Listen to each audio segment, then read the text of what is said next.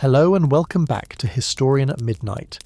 Tonight we're going back to the citadel of Tikrit, on the western bank of the Tigris, on a night in the year 1137, or perhaps 1138. The sources themselves cannot quite agree. To a small garrison town whose own governor, a Kurdish officer named Najm ad-Din Ayyub, was, at the exact hour his wife went into labour with their second son, no longer the governor of anything at all, because earlier that same year Ayyub's own brother, a blunt and famously short-tempered soldier named Shirkuh, had killed a man in a dispute inside the citadel itself, a killing serious enough that the two brothers' own patron, the regional strongman Zengi, stripped Ayyub of his command and ordered the entire family out of Tikrit within days. And it is a detail later chroniclers, always hungry for a little providential drama at the start of a great man's life, could not resist repeating that the boy who would grow up to retake Jerusalem was born, by the most commonly told version of the story, on the very night his own family was packing what it could carry onto the road, a household already in exile before its most famous member had drawn his first breath, riding east along the river toward Mosul, with no clear promise of what waited for them there beyond the goodwill of a warlord who had just finished punishing them. We are not going to spend tonight the way we spent an earlier night in this room, following 3 Christian kings across the sea toward a city they never recovered. Tonight belongs to the man they were sailing toward, or more honestly, the man half of Christian Europe spent 100 years afterward telling stories about without ever quite agreeing on whether he was an enemy to be feared, a paragon of knightly virtue to be envied, or, more strangely than either of those, something closer to a rebuke,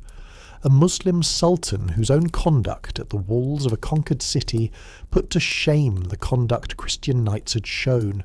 at the walls of that very same city 88 years earlier.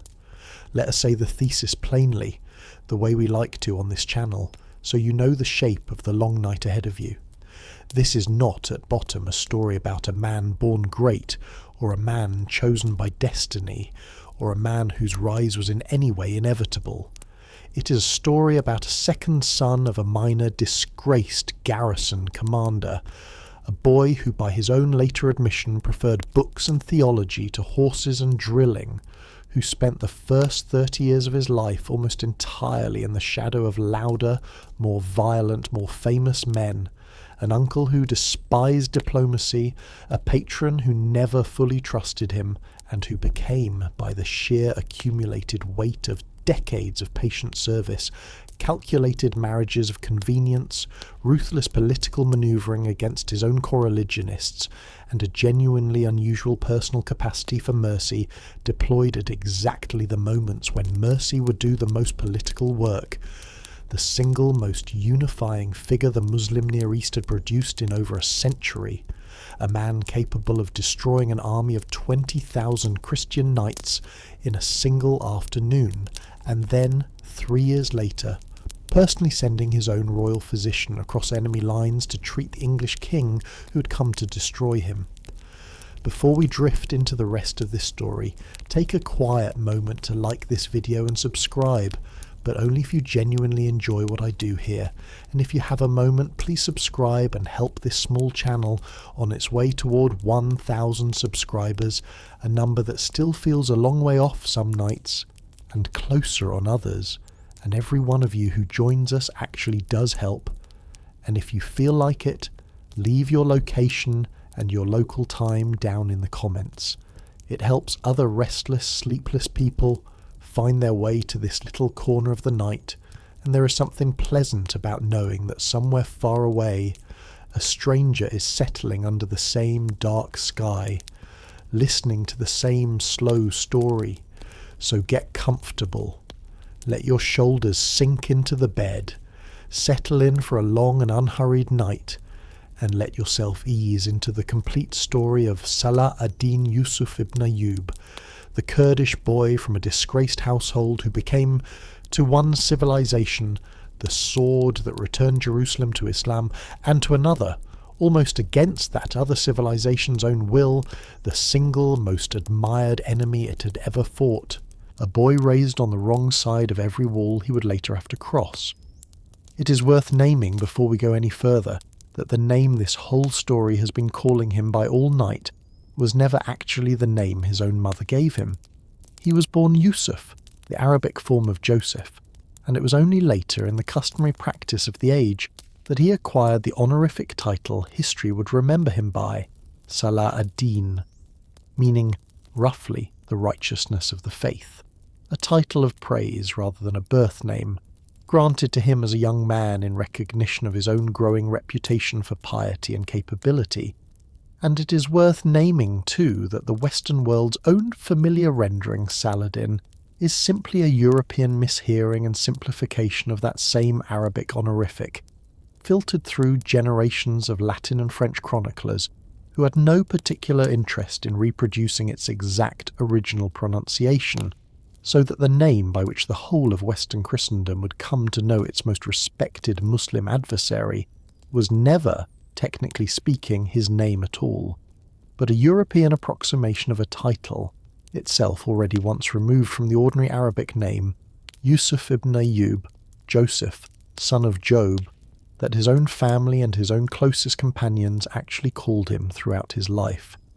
It is worth pausing, before we follow young Saladin out of Tikrit, on exactly what kind of world he was actually born into, because the Near East of the 1130s was not, whatever the neat maps in modern textbooks tend to suggest, a simple binary struggle between a unified Islamic world and a unified Christian one, but rather a churning, fractured landscape of competing Turkish atabegs, rival Arab dynasties, a Sunni caliph in Baghdad who held almost no real power outside his own palace, a Shia Fatimid caliph in Cairo who held a great deal of real power but had by this point been reduced to a figurehead by his own viziers, and wedged into the middle of all of it along a narrow coastal strip, the four Crusader states that had carved themselves out of the wreckage of the First Crusade nearly 40 years earlier: the Kingdom of Jerusalem, the County of Tripoli, the Principality of Antioch, and the County of Edessa, the last of which had in fact already fallen to the very warlord whose displeasure had just sent Ayyub's family fleeing toward Mosul, a Turkish atabeg named Imad ad-Din Zengi, whose capture of Edessa in 1144 this channel has already told you was the spark that lit the Second Crusade. It is worth pausing on Zengi himself for a moment, because the family Saladin was born into did not simply live near this man, it lived entirely inside his patronage network, dependent on his goodwill for every scrap of land and every garrison command it held, and Zengi was, by nearly every surviving account, a genuinely frightening patron to depend on, a commander of real military talent who held together an unstable and constantly shifting coalition of Turkish and Kurdish officers through a combination of battlefield success and a personal ruthlessness his own soldiers feared considerably more than they feared any enemy across the frontier. A man assassinated in his own tent in 1146 by a disgruntled slave while he slept, in circumstances so sudden and so poorly documented that his own vast territories nearly fractured overnight into competing claims among his surviving sons, before one of those sons, a young man named Nur ad-Din, moved quickly enough to secure Aleppo and the western half of his father's inheritance, and begin, almost immediately, building the very project of Muslim unification that his own father's raw military talent had never quite organised into anything lasting. It is worth pausing at some length on exactly what that project of unification actually consisted of, because the specific religious idea Nur ad-Din spent his own reign reviving, the concept of jihad as an organised state-sponsored struggle to recover lost Islamic territory, had not in fact been the dominant framework through which the region's own Muslim rulers had understood the Crusader presence for the better part of the preceding half-century. In the immediate decades after the First Crusade's own conquest of Jerusalem in 1099, this channel has already told you, on another night in this room, that the region's Muslim rulers responded with nothing remotely like unified resistance. but with the same fractured, mutually suspicious pattern of regional rivalry that had characterized the Near East for generations before the Franks ever arrived. Individual emirs treating the new Crusader states as simply one more set of neighbours to be raided, allied with, or ignored depending on the shifting calculus of local advantage, and it took the best part of 2 full generations and the deliberate, sustained propaganda efforts of a small number of religious scholars and preachers working first under Zengi and then, considerably more effectively, under Nur ad-Din, to gradually rebuild jihad as a genuinely popular and genuinely mobilizing religious idea, rather than an abstract legal category most rulers quietly declined to act on. It is worth naming specifically the role Nur ad-Din himself played in this slow, religious and cultural project, because it is the direct template Saladin would later inherit and, in the eyes of his own court historians at least, complete. Nur ad-Din commissioned religious scholars to compile and circulate texts specifically extolling the sanctity of Jerusalem in the Islamic tradition, the city's own status as the location of the Prophet Muhammad's night journey and ascension into heaven,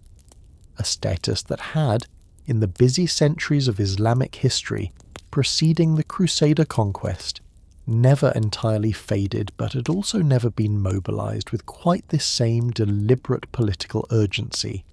and he funded the construction of a minbar, an ornately carved wooden pulpit,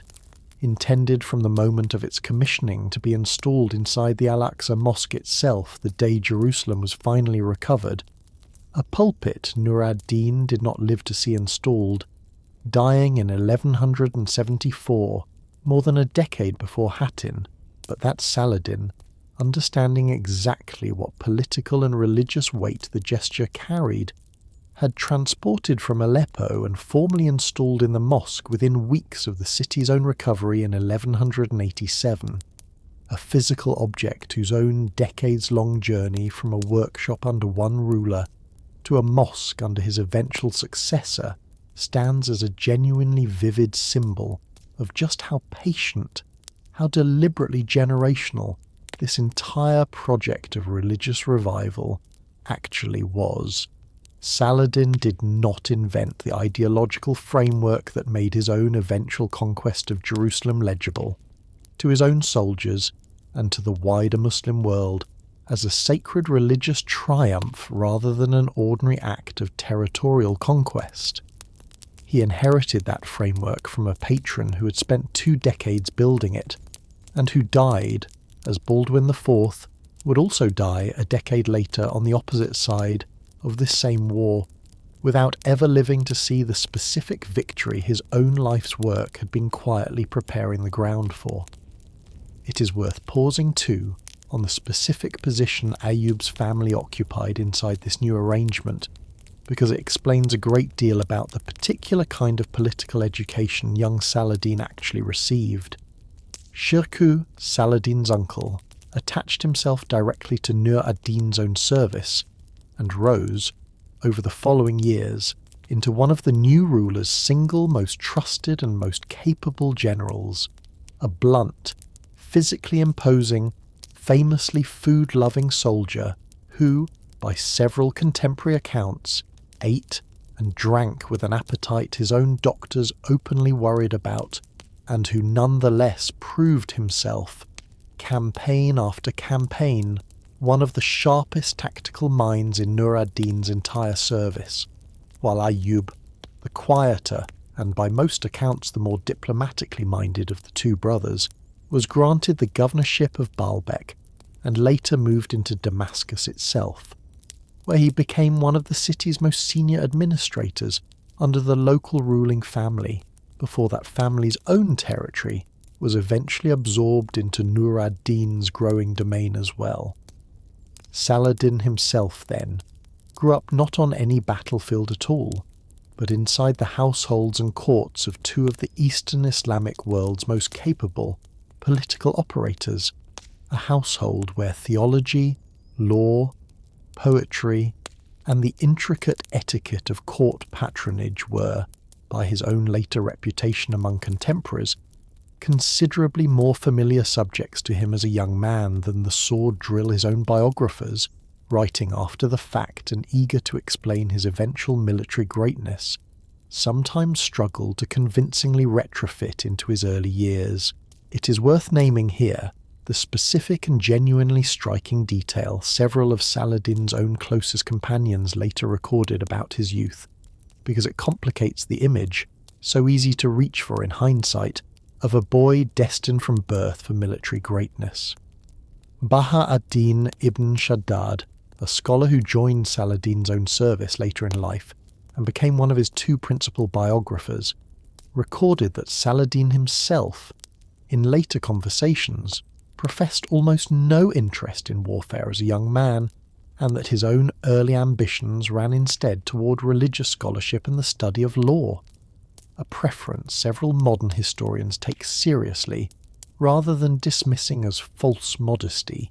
given how consistently, across the whole of his subsequent career, Saladin surrounded himself with scholars, jurists, and religious teachers, funded colleges and hospitals with a genuine and sustained personal enthusiasm, and framed his own military campaigns again and again in explicitly religious and legal terms that a man merely paying lip service to piety for political convenience would have had far less patience to maintain so consistently across nearly 3 decades of continuous warfare. Saladin entered Nur ad-Din's own service directly as a young man, following his uncle Shirkuh's example, and spent the better part of a decade as a comparatively minor officer in Nur ad-Din's Damascus garrison, a period his own later biographers pass over with a briskness that itself tells us something, because there was, by most accounts, very little in these years to distinguish young Saladin from any number of other capable young Kurdish and Turkish officers serving in Nur ad-Din's expanding administration. No early battlefield triumph, no dramatic act of individual heroism, nothing that would have marked him out to an observer standing inside Damascus in, say, 1165 as a man who would one day retake Jerusalem. It is worth sitting with that plain fact for a moment, because it is easy, looking backward across more than 8 centuries of accumulated legend, to imagine Saladin's own greatness as something that must have been visible from the start, and it plainly was not, at least not to the people who actually knew him best during these quiet, unremarkable years of ordinary garrison service. It is worth pausing too on what daily life actually looked like inside that garrison, because it is easy for a story told this far after the fact to skip straight from a boy's birth to a man's conquests, without ever once dwelling on the considerably more ordinary decades in between. Damascus in the 1150s and 60s was, by every surviving account, a genuinely cosmopolitan and genuinely prosperous city. Its own covered markets stocked with silk and spice carried in along caravan routes that stretched east to Persia and beyond, its own religious colleges, the madrasas that Nur ad-Din himself was busy endowing across the city at a pace that would come to shape Saladin's own later habits of patronage, filling with students of law and theology, and Saladin himself, by his own later account to close companions, spent a portion of these years among exactly that scholarly world, attending lectures on Islamic law and tradition, with a genuine appetite several of his own teachers apparently remarked on, an appetite that sat, a little incongruously, alongside the more ordinary soldierly pastimes of a young officer in Nur ad-Din's own household. Horsemanship, falconry, and a game of polo Saladin reportedly played with real skill and real enthusiasm for the whole of his adult life, right up until the demands of his final campaigns finally left him too occupied to play it any longer. It is worth naming too the marriage Saladin made during these same quiet years, to a woman named Ismat ad-Din Khatun, herself the widow of a rival Damascene ruler whose own territory Nur ad-Din had absorbed, a match that, like nearly every marriage in this entire story, carried real political weight, binding Saladin more closely into the network of families whose own loyalty his later career would depend on, and it is worth naming alongside her the wider household Saladin was steadily building across these years, sons and daughters born to several wives and concubines in the customary pattern of a court officer of his own rank and standing.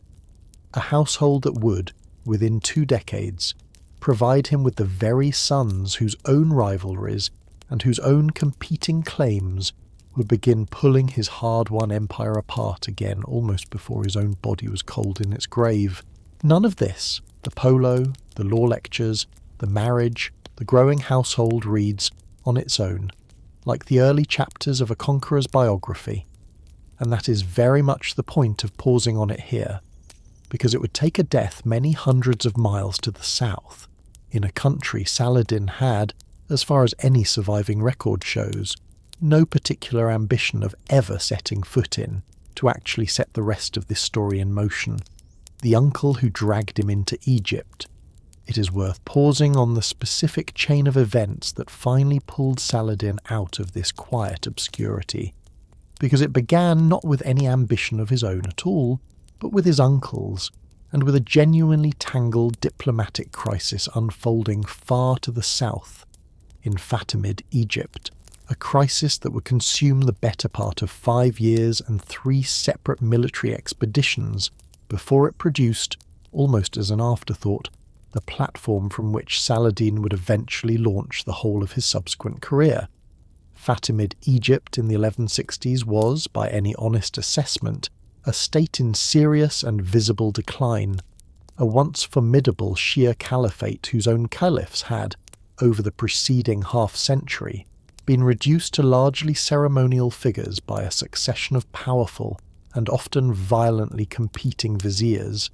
the caliphate's actual military and administrative power resting almost entirely in the hands of whichever vizier currently held the upper hand in Cairo's own perpetually unstable court politics,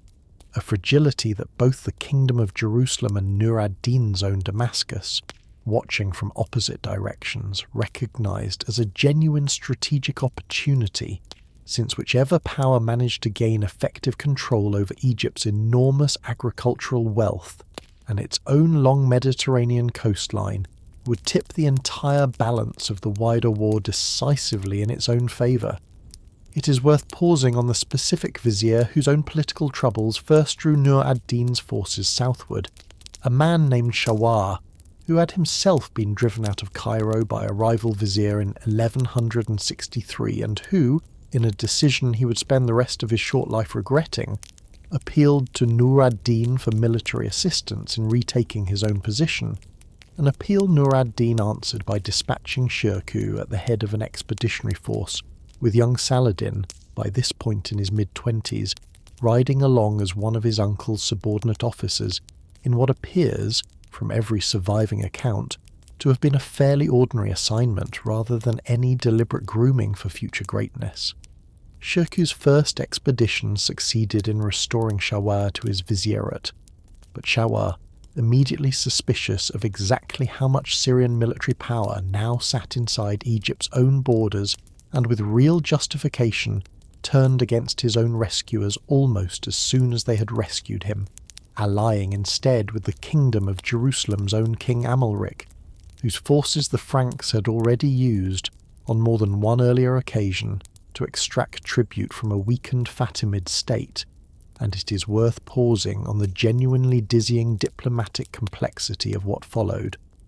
because across the next 3 years, Egypt became the site of a shifting three-cornered contest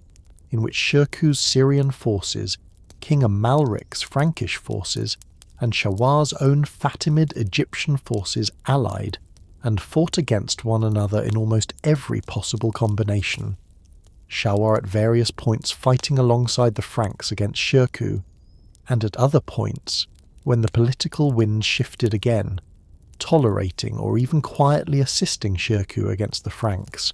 a pattern of shifting loyalty that exhausted nearly everyone involved, except, in the end, the one man patient enough to keep returning. It is worth pausing specifically on the second of these three Egyptian campaigns in 1167 because it produced the single episode from Saladin's own early military career. His later biographers return to most often as evidence of genuine, rather than merely inherited talent, the defence of the city of Alexandria. Shirkuh, finding his own field army outmanoeuvred and increasingly isolated by a combined Frankish and Fatimid force, made the calculated decision to leave Saladin, still only in his late 20s and with no independent command experience of any real significance behind him, in charge of Alexandria's own garrison and defences, while Shirkuh himself withdrew the bulk of the army into Upper Egypt to draw the allied Frankish and Fatimid forces away from the city, and Saladin held that siege for months, under conditions several contemporary sources describe as increasingly desperate, the city's own food supplies dwindling and its own population growing restless under the strain of a prolonged blockade, until a negotiated settlement finally allowed the Syrian forces to withdraw from Egypt entirely, with their own honour and, crucially, their own army still intact. It is worth pausing on how genuinely formative this single siege appears to have been for Saladin's own subsequent reputation, because it was the first time in his career that men who were not his own family had been asked to trust him with independent command under real pressure, and by every account he kept that trust, a fact his uncle Shirkuh, watching from a distance, seems to have registered and remembered. It is worth naming, too, the specific and rather striking personal exchange this same siege of Alexandria produced, because it is one of the earliest recorded instances of the specific pattern of cross-religious courtesy that would come to define so much of Saladin's own later reputation. King Amalric of Jerusalem negotiating the terms of the Frankish and Fatimid withdrawal directly with the young commander holding the city, was reportedly impressed enough by Saladin's own conduct during these negotiations that he requested, as something close to a personal favour, the chance to be formally introduced to him, a request several later chroniclers frame as an early sign that even Saladin's own enemies recognised something unusual in the young officer's own bearing and character well before his name meant anything to the wider world. Though modern historians treat this specific anecdote with some caution, noting that it survives mainly in later, more admiring retellings rather than in the sparser contemporary record of the siege itself, one more small reminder that even the most charming details in this whole story sometimes owe as much to the storytellers who came after as to the events they claim to describe. It is worth pausing too on the third and final of these Egyptian expeditions in 1168 and 69, because it was this campaign, rather than either of the two that preceded it, that finally and permanently settled Egypt's fate. King Amalric, growing impatient with Shawar's own increasingly transparent double-dealing and calculating that a direct Frankish conquest of Egypt might succeed where a series of half measures and shifting alliances had not, launched a full invasion of Egyptian territory in late 1168, a campaign marked, in one particularly grim episode, by the massacre of the population of the town of Bilbais, an atrocity that did lasting damage to whatever residual goodwill Frankish forces might otherwise have retained among the ordinary Egyptian population, and that pushed Shawar, alarmed at the prospect of an outright Frankish conquest of his own caliphate, to appeal to Nur ad-Din one final time for rescue, an appeal Nur ad-Din answered by sending Shirkuh south for a third time, with Saladin once again riding at his uncle's side.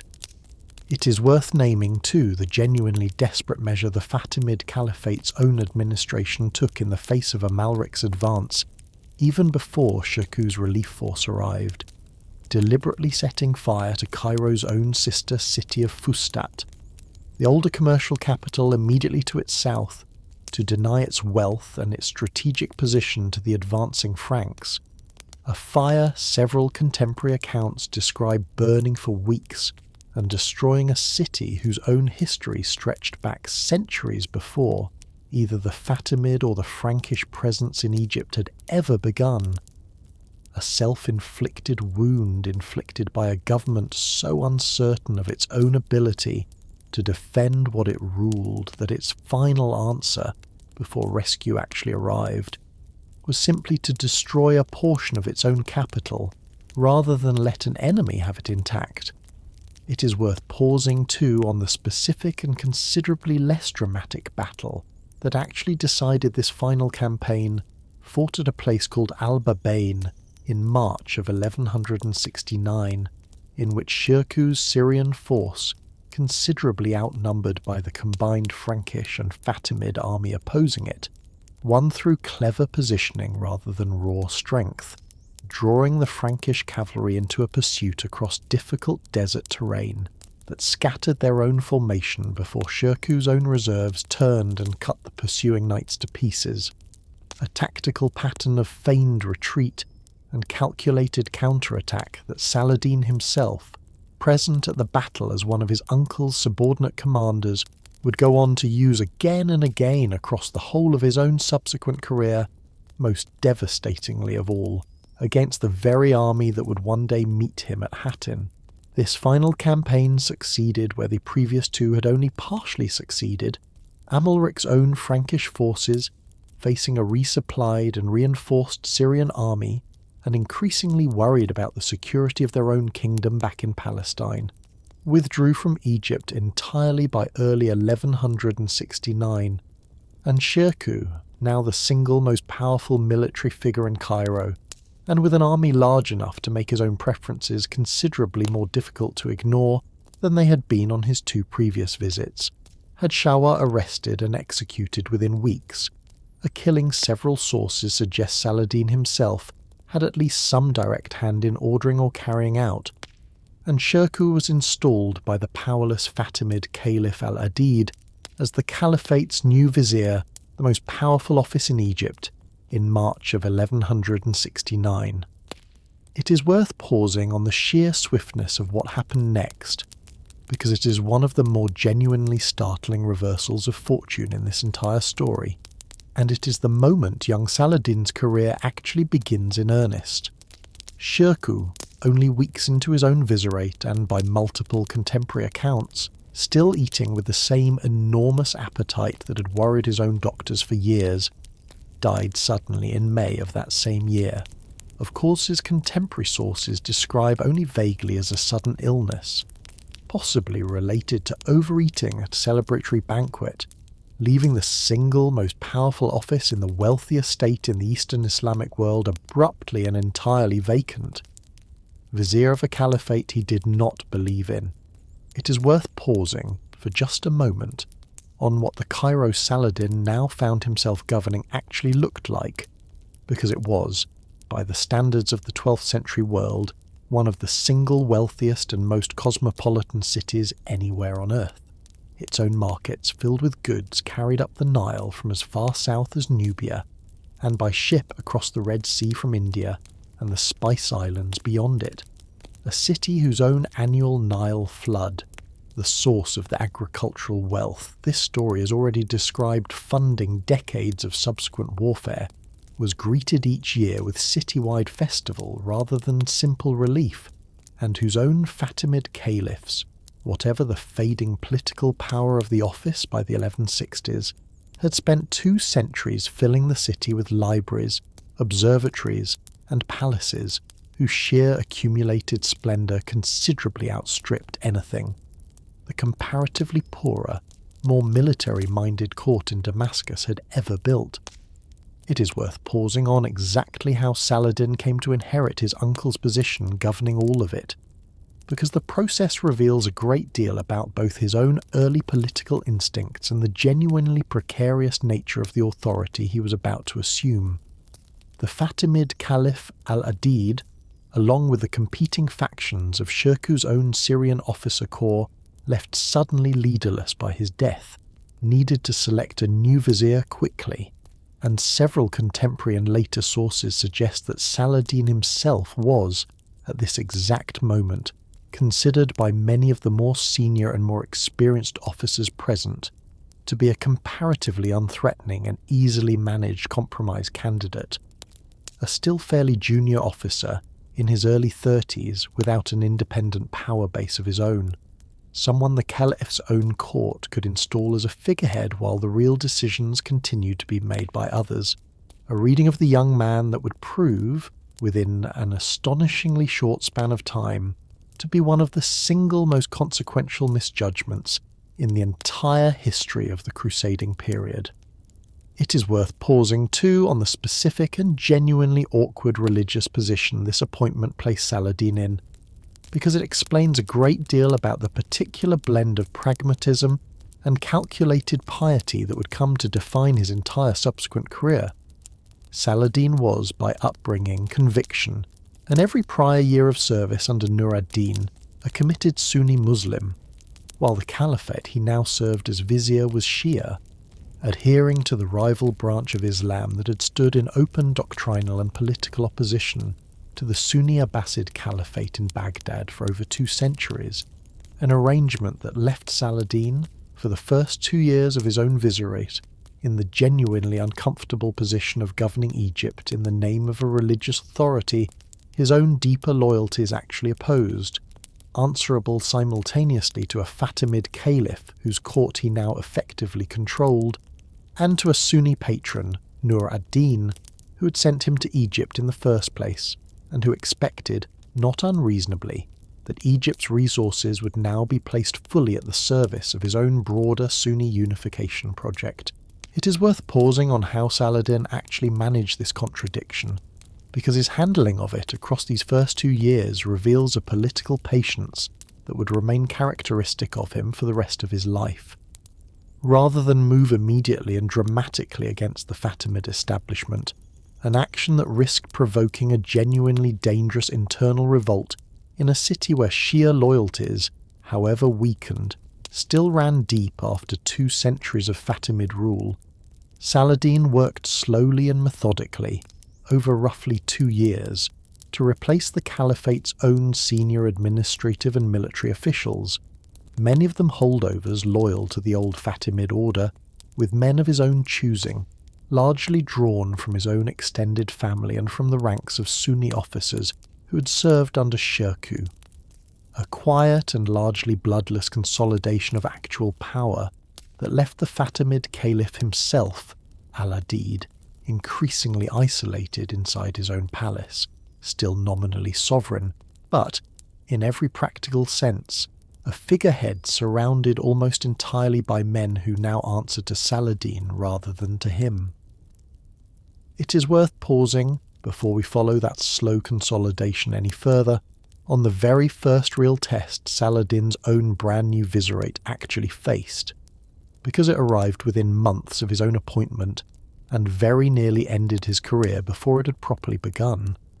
In October of 1169, King Amalric of Jerusalem, alarmed at exactly the kind of unified Egyptian and Syrian power base Saladin's own appointment threatened to create, allied with the Byzantine Empire in a large combined naval and land assault on the Egyptian port city of Damietta, a coordinated Christian offensive on a scale Egypt had not faced in generations,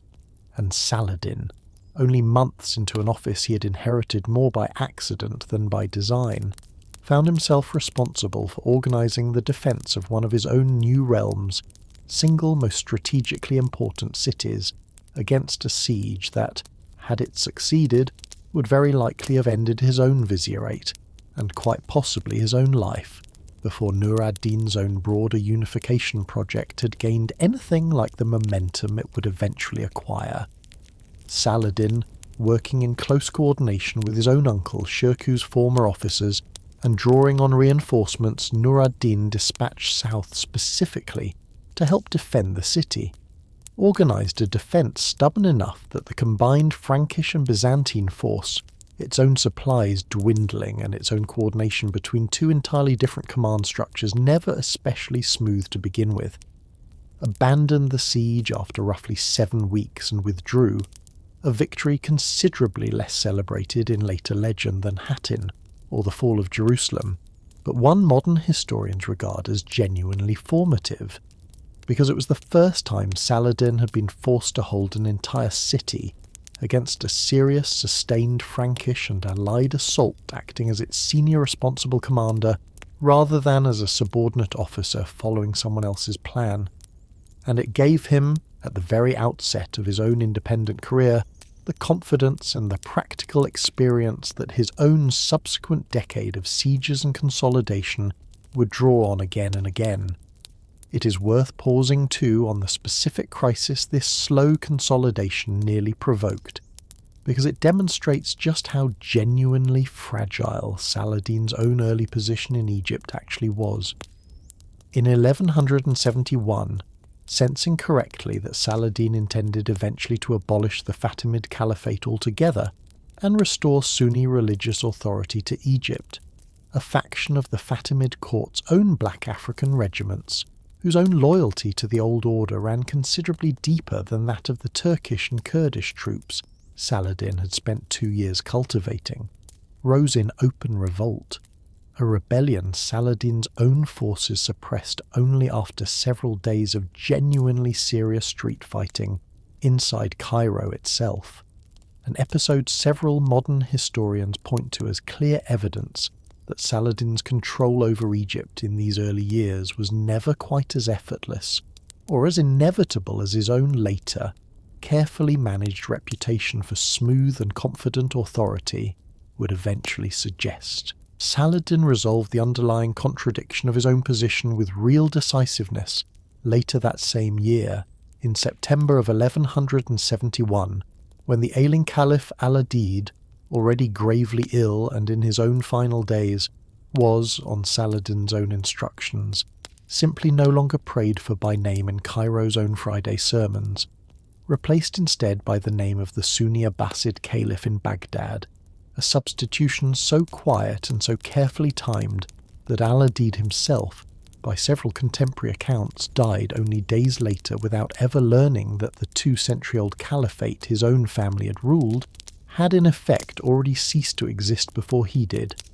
ended not by any dramatic public renunciation or any bloody purge of the old ruling house, but by the simple, administrative silence of a name no longer spoken aloud in a mosque. It is worth pausing on the sheer historical weight of that single quiet substitution, because it ended, in one administrative stroke, 2 full centuries of Shia Fatimid rule over Egypt, and announced, to the entire Muslim world watching, in unmistakable terms, exactly where Saladin's own religious and political loyalties actually lay, restoring Egypt to the Sunni fold and, at a single blow, more than doubling the territory and the resources available to the broader Sunni unification project Nur ad-Din had spent the previous 2 decades slowly assembling. It is worth pausing too on how differently this moment reads depending on whose eyes you view it through, because to Sunni chroniclers writing in the following decades, this was Saladin's first great act of pious restoration, the moment a wandering Islamic world finally began, however slowly, to knit itself back together, while to at least some of Cairo's own remaining Shia population, and to a number of modern historians less inclined to accept Saladin's own court propaganda uncritically, it was also, quite plainly, the extinction of an entire dynasty's religious legitimacy, accomplished through patient political manoeuvring rather than open combat, a pattern of achieving through administration what a less patient man might have attempted through violence that would recur in different forms again and again across the whole of Saladin's subsequent career. It is worth pausing too on the considerably less dramatic but arguably considerably more consequential administrative work Saladin undertook across these same years in Egypt, because the wealth that would eventually fund 12 years of unification wars, and later still an entire campaign against the Kingdom of Jerusalem, had first to be organised, secured, and made reliably extractable, and Saladin proved, in this quieter register of statecraft, every bit as patient and every bit as methodical as he would later prove on the battlefield, He restructured Egypt's own system of land grants along lines borrowed from the Iqta system already established in Syria, assigning the revenue of specific agricultural districts directly to his own officers and soldiers in place of a regular cash salary, an arrangement that bound his own military elite's personal financial interest directly to the continued security and continued productivity of the land itself, and that gave Saladin a standing army considerably more self-sustaining and considerably less dependent on an unreliable central treasury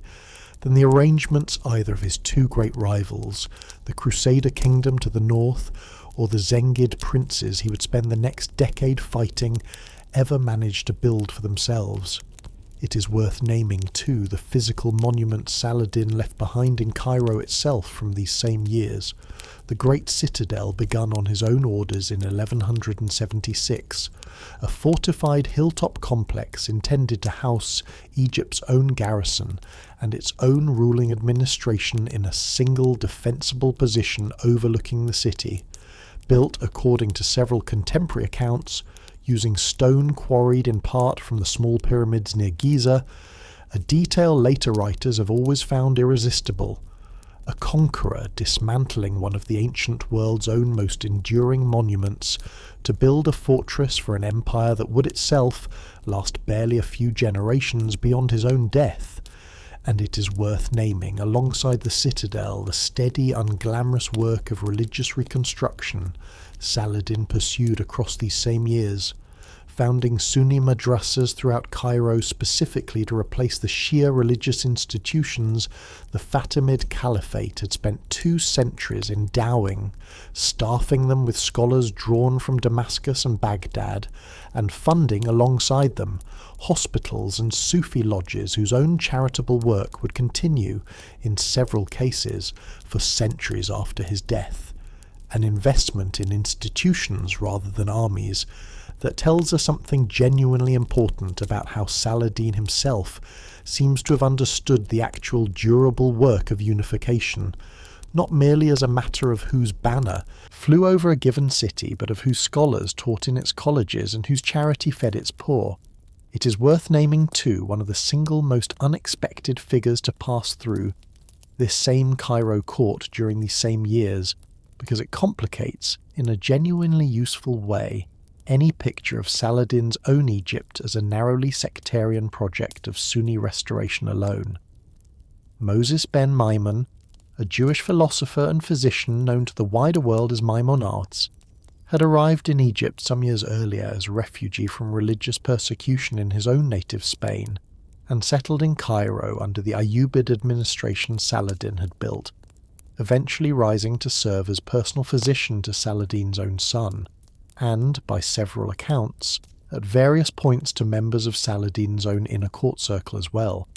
continuing throughout these same years to write the philosophical and legal works that would make him one of the single most important Jewish scholars of the entire medieval period, a career he was able to build not despite the Sunni restoration Saladin had just imposed on Egypt, but within a broader administrative culture that, whatever its own genuine and specific Sunni religious commitments, still found room, as Islamic states of this period frequently did,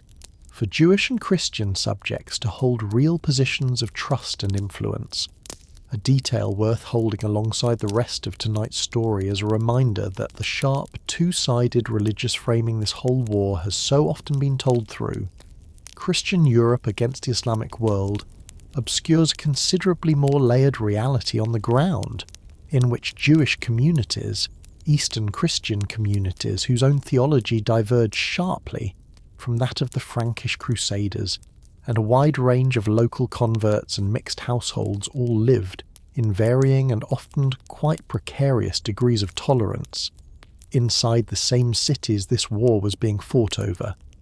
The patron who became a rival and did not live to see how the story ended.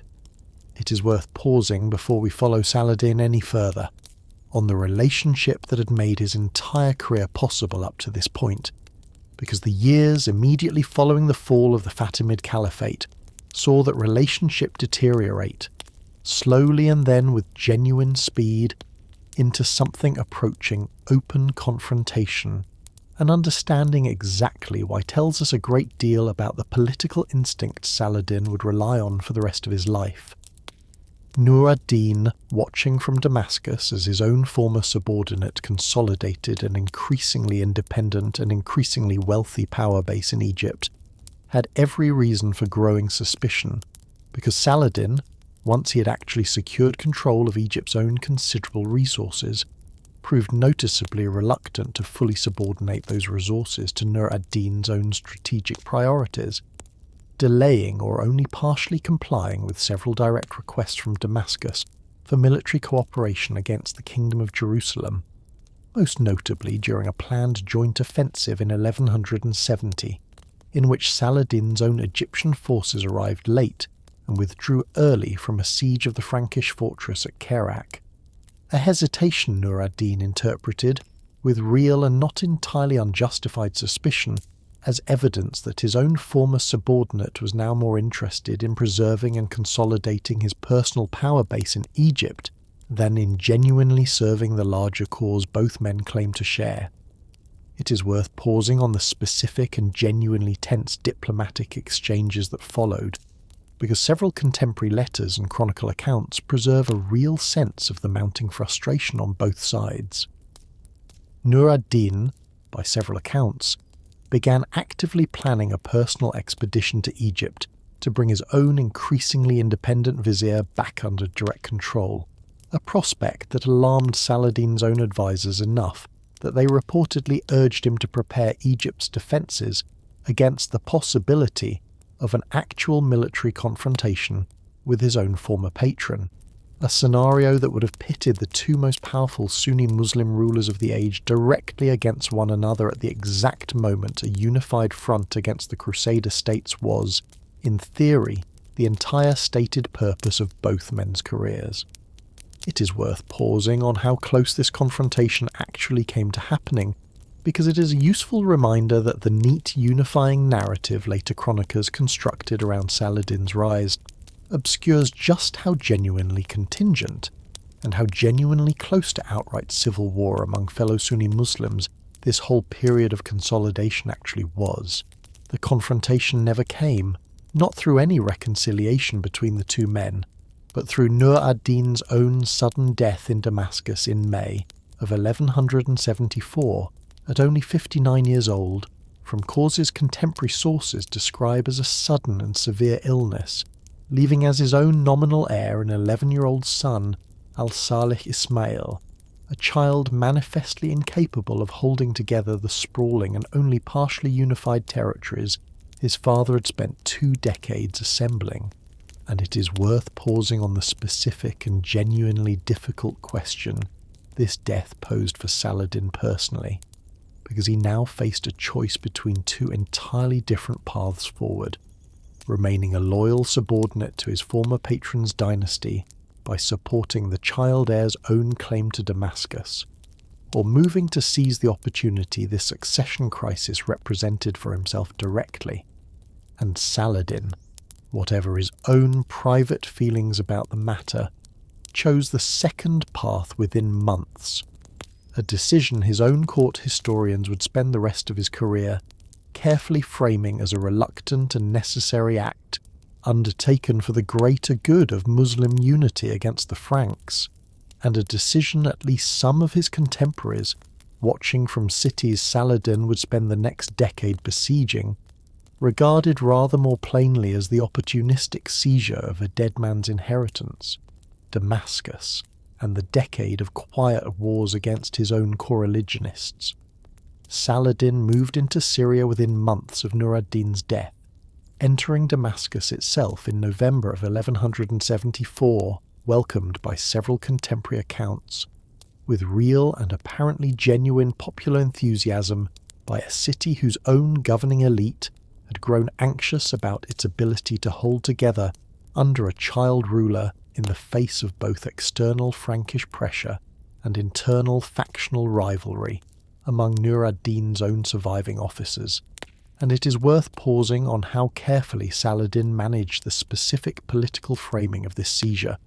because he did not, at any point in these early months, claim the title of Sultan or declare himself Nur ad-Din's outright successor, instead presenting himself in every public proclamation and in every letter sent to the Abbasid Caliph in Baghdad, whose formal blessing still mattered enormously for any claim to legitimate authority. As a loyal guardian acting on behalf of the rightful child heir, and as a defender of Sunni unity against both the Crusader states and a fractured field of rival Muslim claimants who might otherwise tear Nur ad-Din's own hard-won territorial gains apart through internal squabbling. It is worth pausing on how thin that framing actually was, and on how quickly the following decade would reveal it as such, because the child heir al-Salih Ismail was, within a matter of months, moved by his own remaining loyalists first to Aleppo, and then increasingly used as a rallying figurehead by a coalition of rival powers genuinely alarmed at Saladin's own rapid consolidation of both Egypt and Damascus under a single hand. A coalition that came to include the Zengid rulers of Mosul, the Atabeg of Aleppo itself, and, at various points across the following decade, an assortment of smaller regional powers who found in the young, nominally rightful heir a useful banner under which to resist what they, not without justification, increasingly described as Saladin's own naked ambition, dressed up in the language of Islamic unity. It is worth pausing specifically on the years that followed, roughly 1175 through 1186, because they were, in the plainest possible terms, a decade of nearly continuous warfare fought overwhelmingly against fellow Sunni Muslims rather than against the Crusader state Saladin's own later reputation would come to be defined by fighting, a fact his own court historians, most notably his loyal secretary Imad ad-Din al-Isfahani, worked hard across these same years to reframe, in letter after letter and chronicle after chronicle, as necessary preliminary steps toward the larger and more sacred goal of unified Islamic resistance to the Frankish occupation, a framing that allowed what was, in plain practical terms, an often quite ruthless campaign of territorial conquest against his own coreligionists to be presented,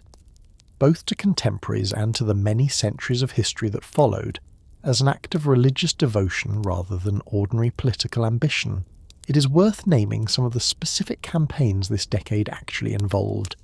because the sheer scale of internal Muslim warfare required to produce the unified force that would eventually crush the Kingdom of Jerusalem at Hattin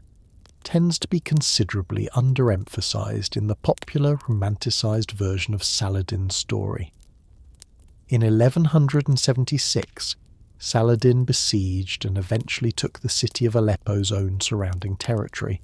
though the city itself would not fall fully under his control for another decade, fighting along the way a pitched battle against a combined Aleppan and Mosuli force at a place called Tel al-Sultan, a battle Saladin won decisively enough that it forced both rival powers into a temporary and grudging recognition of his own authority over Damascus and the surrounding region, though neither power actually abandoned its own broader resistance to his ambitions. It is worth naming, too, the specific and genuinely dramatic threat Saladin faced during this same siege of Aleppo, an assassination attempt carried out by agents of the Nizari Ismaili sect, the group Western sources of the period, borrowing a corrupted version of an Arabic word for hashish users, came to call the Assassins,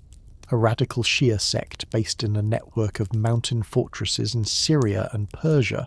whose own political survival depended on eliminating powerful enemies through targeted killing rather than open warfare, and whose leader, a shadowy and genuinely feared figure Western sources nicknamed the Old Man of the Mountain, regarded Saladin's own growing power and his own explicitly Sunni religious project as a direct existential threat to the sect's continued independence. It is worth pausing on just how close these assassination attempts actually came to succeeding,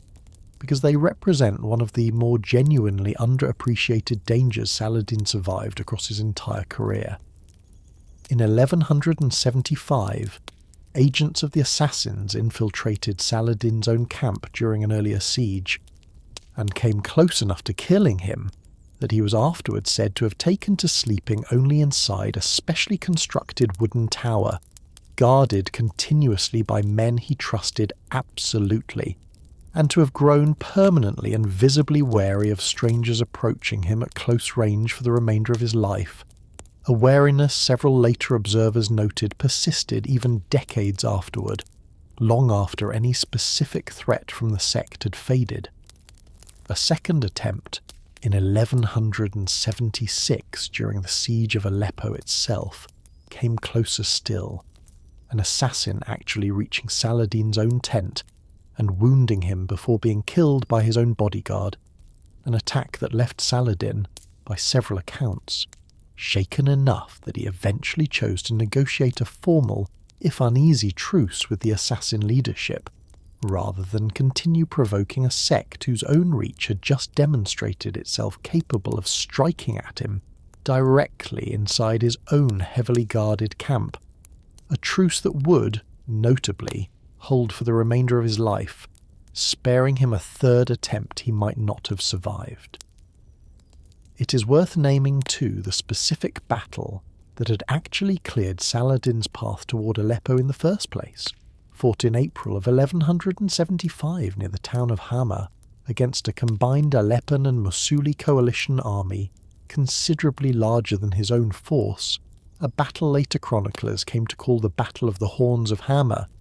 and it is worth pausing on how deliberately Saladin's own supporters chose that name, echoing, whether by design or by simple coincidence of geography, the twin-hilled terrain that would 12 years later give the Horns of Hattin its own name, a victory that secured Homs and Hama themselves under Saladin's own direct control, and that prompted the Abbasid Caliph in Baghdad, watching this string of victories against fellow Sunni rulers with real and understandable unease,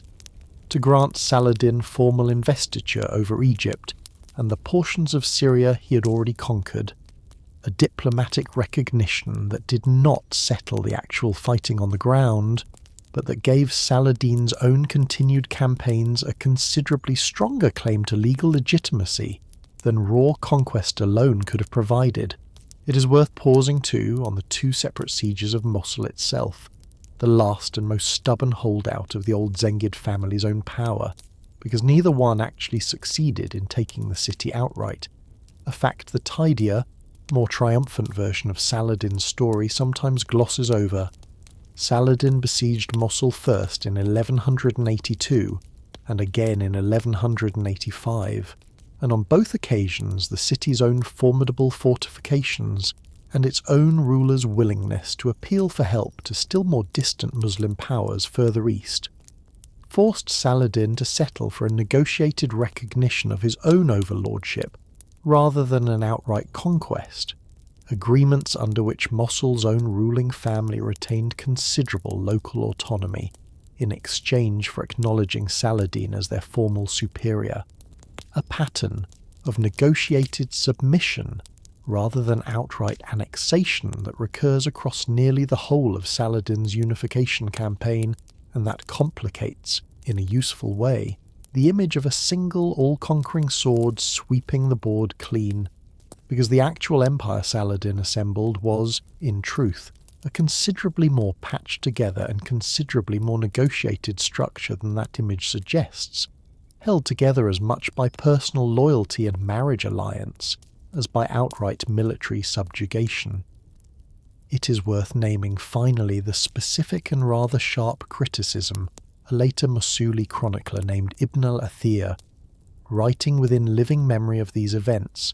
and with an obvious and openly acknowledged personal loyalty to the Zengid family Saladin had spent a decade fighting, levels directly at Saladin's own motives across this entire period, arguing plainly that Saladin's professed devotion to the cause of jihad against the Franks served, in practice, as a convenient justification for campaigns that were, in Ibn al-Athir's own considered judgment, indistinguishable in method and in consequence from ordinary dynastic conquest, an assessment modern historians take seriously not because it is necessarily more objective than Baha ad-Din's own admiring account. Ibn al-Athir's own loyalties ran every bit as deep in the opposite direction, but because reading the two accounts against one another is the only way to see the actual contested shape of a war that neither side, writing from inside its own loyalties, could ever have described to us alone. It is worth pausing too on the specific and genuinely uncomfortable criticism this whole decade of internal Muslim warfare generated among Saladin's own contemporaries, criticism modern historians take considerably more seriously than the flattering, largely uncontested reputation for pious Islamic unity Saladin would eventually acquire in the centuries after his death might suggest. The rulers of Mosul in particular resisted Saladin's own expanding authority for years, at several points appealing directly to the Abbasid Caliph in Baghdad to formally condemn Saladin's campaigns against them as an illegitimate war against fellow Sunni Muslims, rather than any kind of holy struggle. Appeals the Caliph, whose own authority depended in practice on remaining on reasonably good terms with whichever regional power currently held the most military strength, generally declined to act on with any real force, a diplomatic reluctance that left Saladin free to continue his own campaign of consolidation largely unchecked by any higher religious authority, but that nonetheless left a documented paper trail, preserved in several surviving letters, of genuine contemporary Muslim objection to exactly the methods Saladin was using to build the unified front later generations would remember almost exclusively as an act of righteous religious leadership. It is worth sitting with this whole complicating picture for a moment,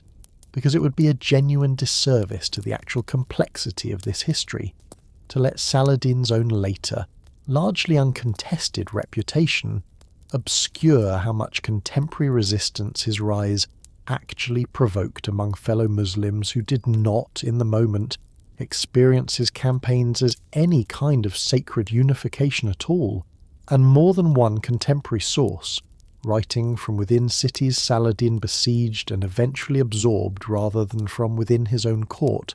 describes his own soldiers behaving with the same plunder and violence toward fellow Muslim populations that Western chroniclers were simultaneously recording, of Crusader soldiers toward Christian populations they nominally shared a faith with, a parallel worth holding on to for the rest of tonight's story, because both things were true of the same man at once, a leader capable of real and eventually genuinely extraordinary mercy toward a defeated enemy of an entirely different faith, and simultaneously willing to wage a long, patient, and often quite brutal war of conquest against rulers who shared his own religion, his own language, and in several cases his own extended family, whenever his own larger political project required it. It is worth pausing too on how the Abbasid Caliph in Baghdad himself, the single highest recognized religious authority in the entire Sunni Muslim world, and the same figure whose formal blessing Saladin had leaned on to legitimize his own break with Nur ad-Din's dynasty, actually viewed this whole decade of expanding Ayyubid power, because it was not in fact the simple, grateful endorsement Saladin's own court propaganda sometimes implied. The Caliph al-Nasir, watching Saladin's own territory swell to encompass Egypt, the whole of Syria, and eventually northern Mesopotamia as well, a combined power base considerably larger than anything any single regional ruler had assembled in generations, grew, by several accounts, genuinely uneasy at the prospect of a subordinate this powerful, an unease that echoed, in a smaller register, the exact same pattern of a patron's rising suspicion toward an increasingly independent subordinate that had once poisoned Saladin's own relationship with Nur ad-Din, and that would recur again, this story has already told you, in Saladin's own uneasy authority over the rulers of Mosul. The Caliph never moved decisively against Saladin. Formal recognition and cooperation remained, on the whole, the pattern of their relationship for the rest of Saladin's life, but the surviving correspondence between Baghdad and Damascus across these years carries a real and detectable current of caution. a reminder that even at the height of his own unifying triumph, Saladin remained, in the eyes of the one authority whose blessing mattered most to his own claim of legitimacy, a subject to be carefully managed rather than an unambiguously trusted son of the faith. By 1183, after nearly a decade of campaigns, sieges, and carefully negotiated marriages designed to bind rival families into his own expanding network of loyalty, Saladin finally secured control of Aleppo itself, the last major independent Sunni power centre still resisting his authority in Syria, absorbing the city through a negotiated settlement with Al-Salih Ismail's own eventual successor, rather than through outright storm, and 3 years later, in 1186, he brought Mosul too under his own loose overlordship, completing, after 12 years of nearly continuous internal warfare, a project of Sunni Muslim unification spanning Egypt, Syria, and northern Mesopotamia at a scale no single ruler had achieved in the region since well before the First Crusade had ever landed on these shores. It is worth pausing one final time on the plain scale of what this achievement actually represented: a genuinely unified Egyptian and Syrian military machine, backed by the agricultural wealth of the Nile and the trade wealth of Damascus and Aleppo alike, restrained from immediately turning against the Kingdom of Jerusalem only by the general truces both sides maintained and by Saladin's own considered political judgment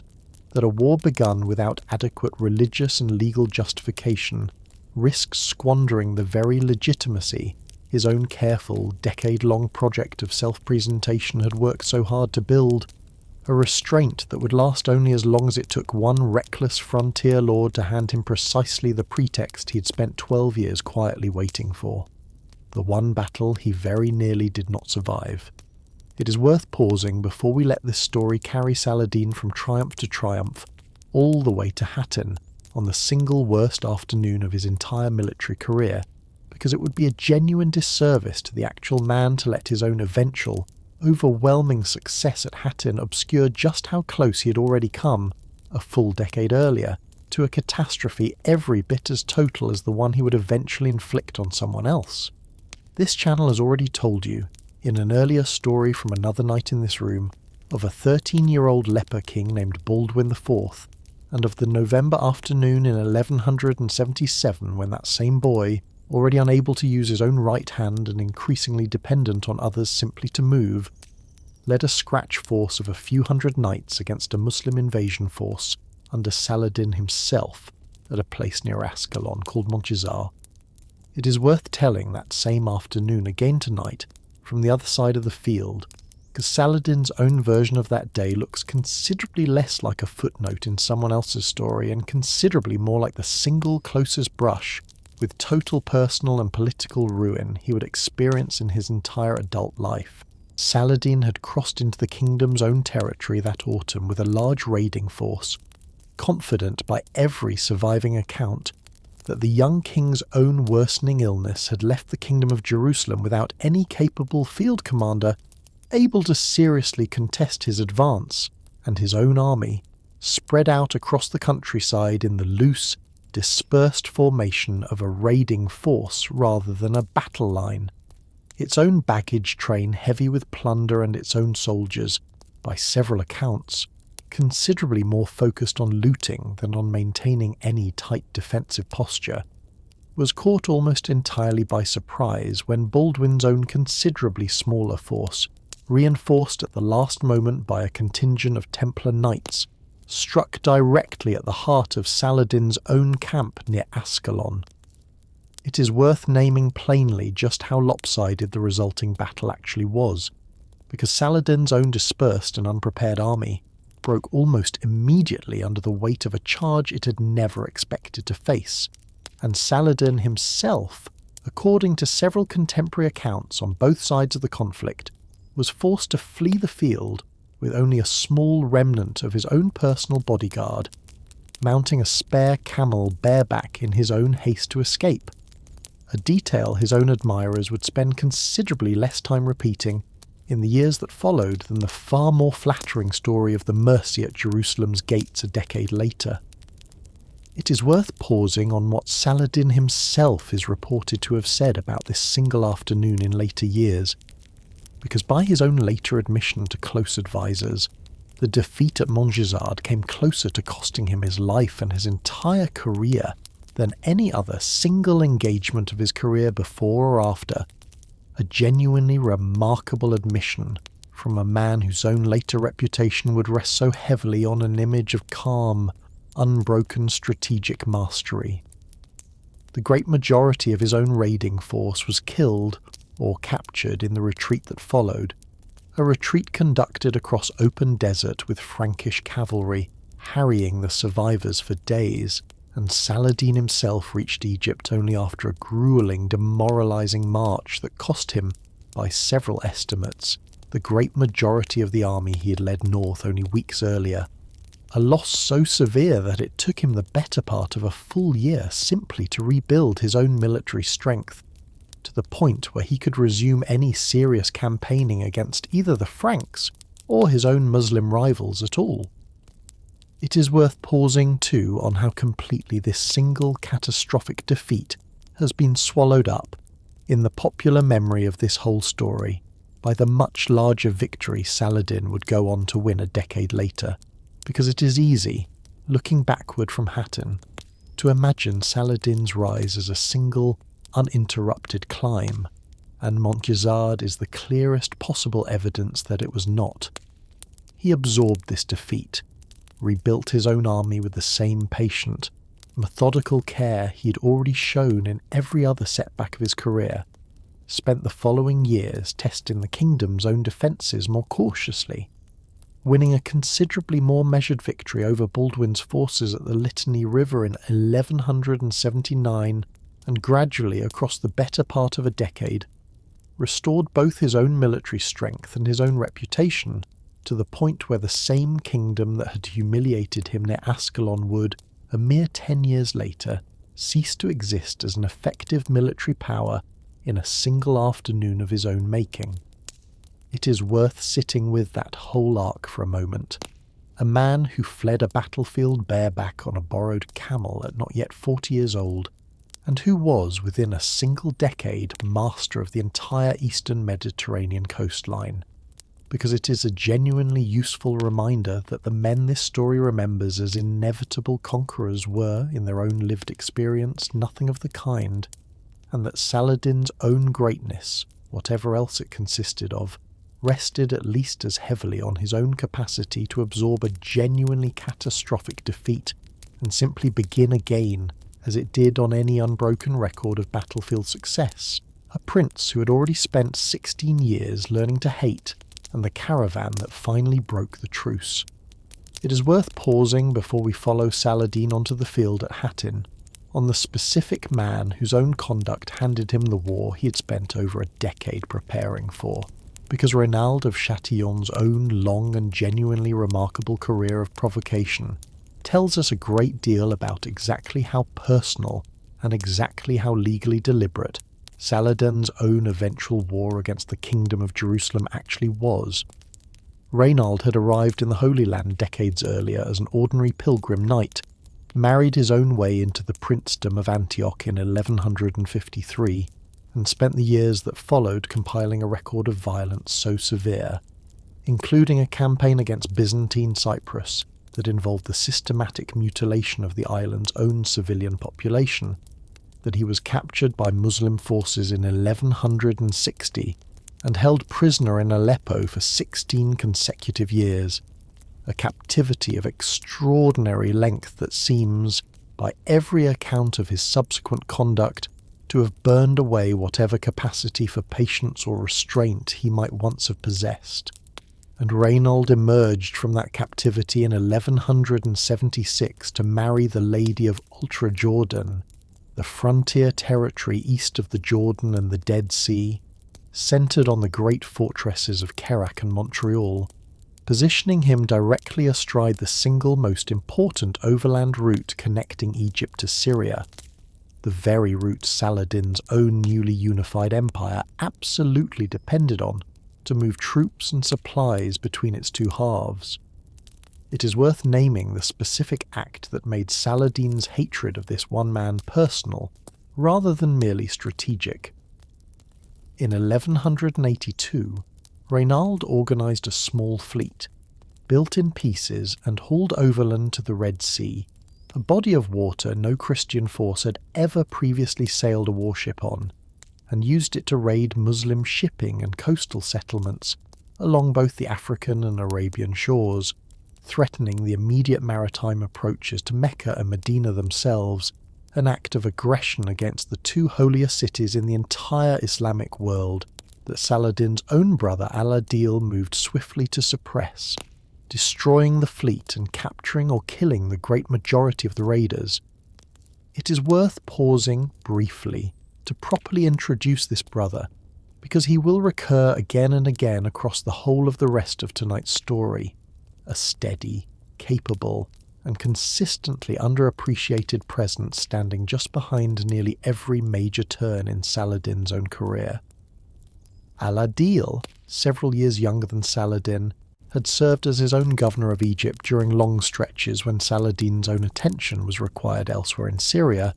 proved himself, across a long career of his own, one of the single most gifted diplomats and administrators the whole Ayyubid family produced, and would go on, this story has already told you, to personally negotiate the peace at Jaffa with Richard,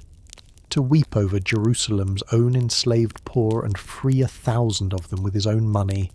to serve as the one steady hand patient enough to reunify his own brother's fracturing empire after Saladin's death,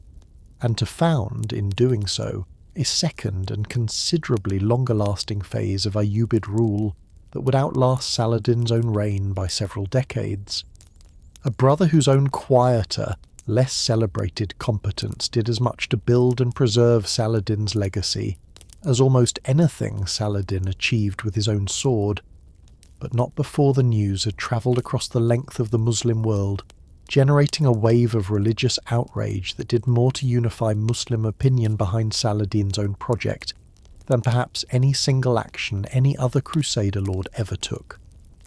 It is worth naming too the specific oath several contemporary Arabic sources record Saladin swearing in the aftermath of this raid,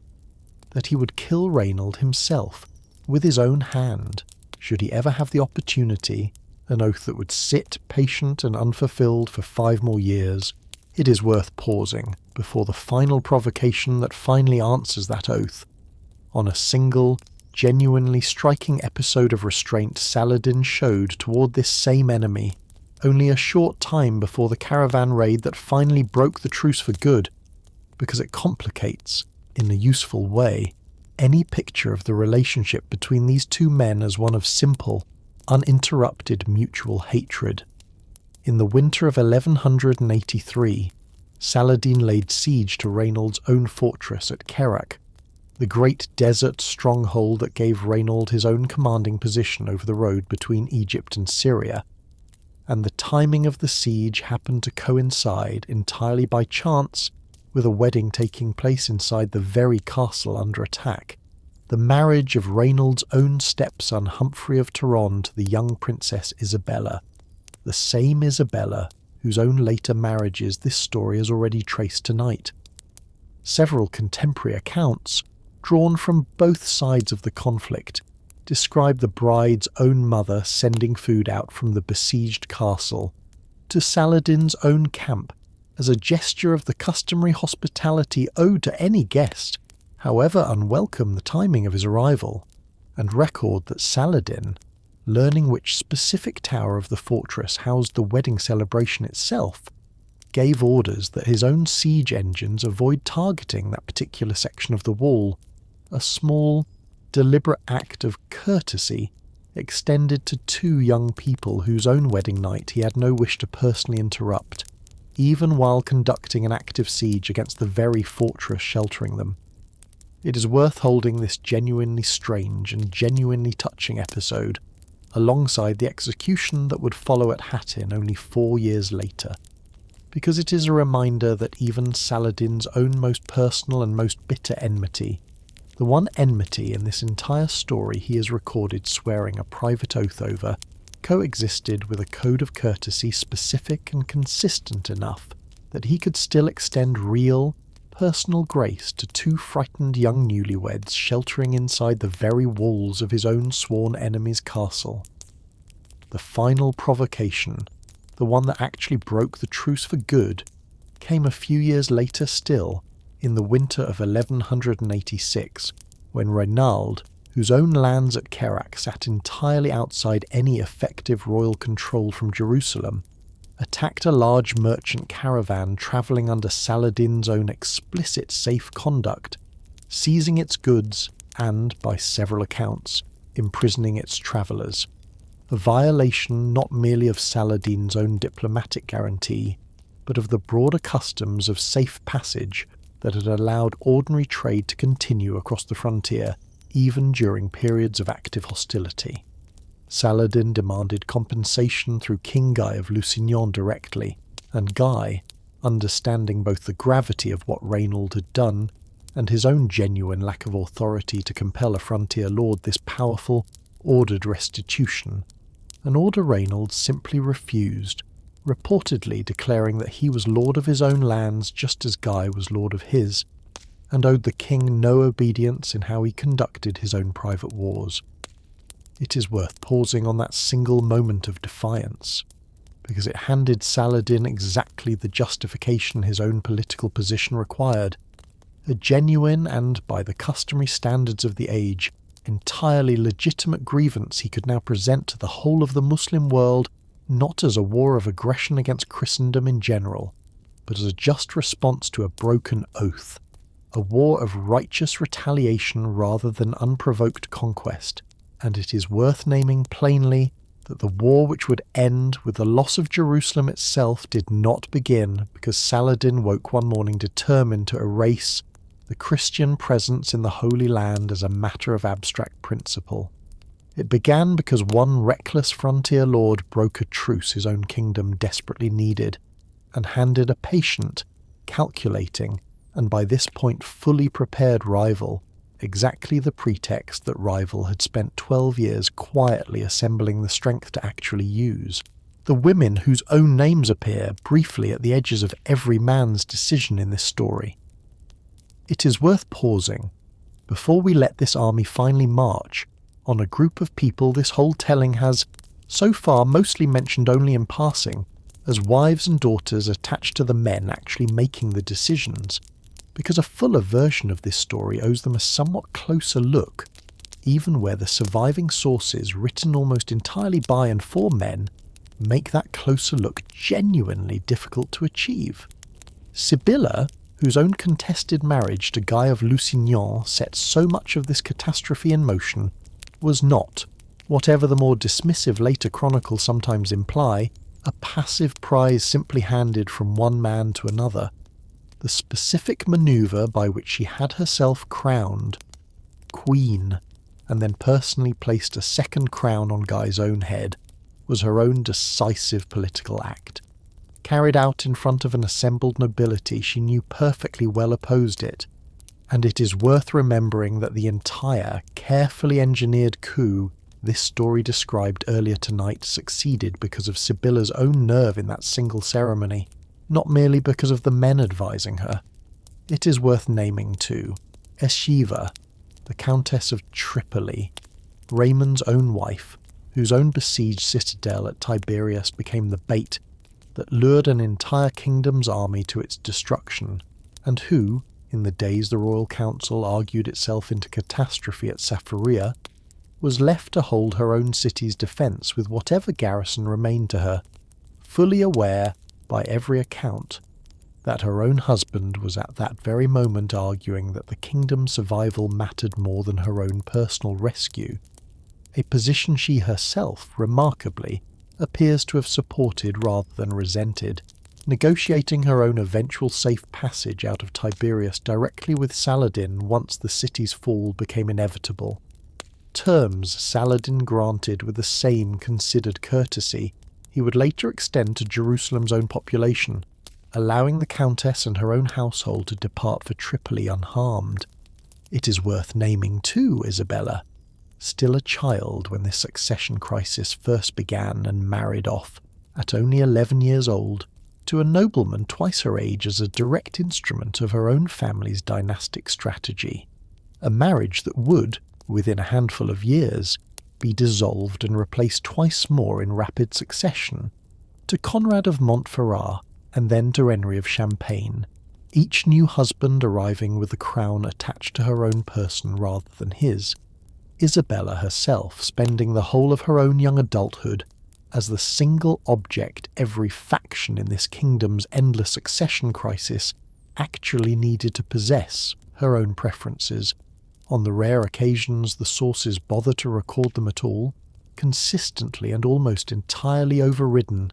by the men negotiating around her.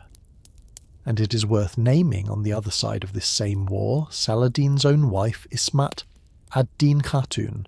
whose earlier marriage to a rival Damascene ruler had once helped bind that city's own loyalty to Nur ad-Din's cause, and whose marriage to Saladin himself, following her first husband's death, performed exactly the same political function a second time over,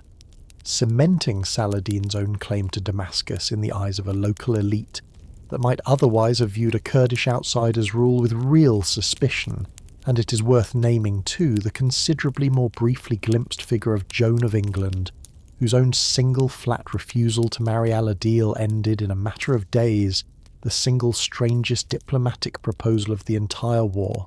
a refusal that reminds us usefully that even in a negotiation conducted almost entirely between men, the actual personal will of the one woman whose own marriage was being arranged like a border treaty was, in the end, the detail that mattered most.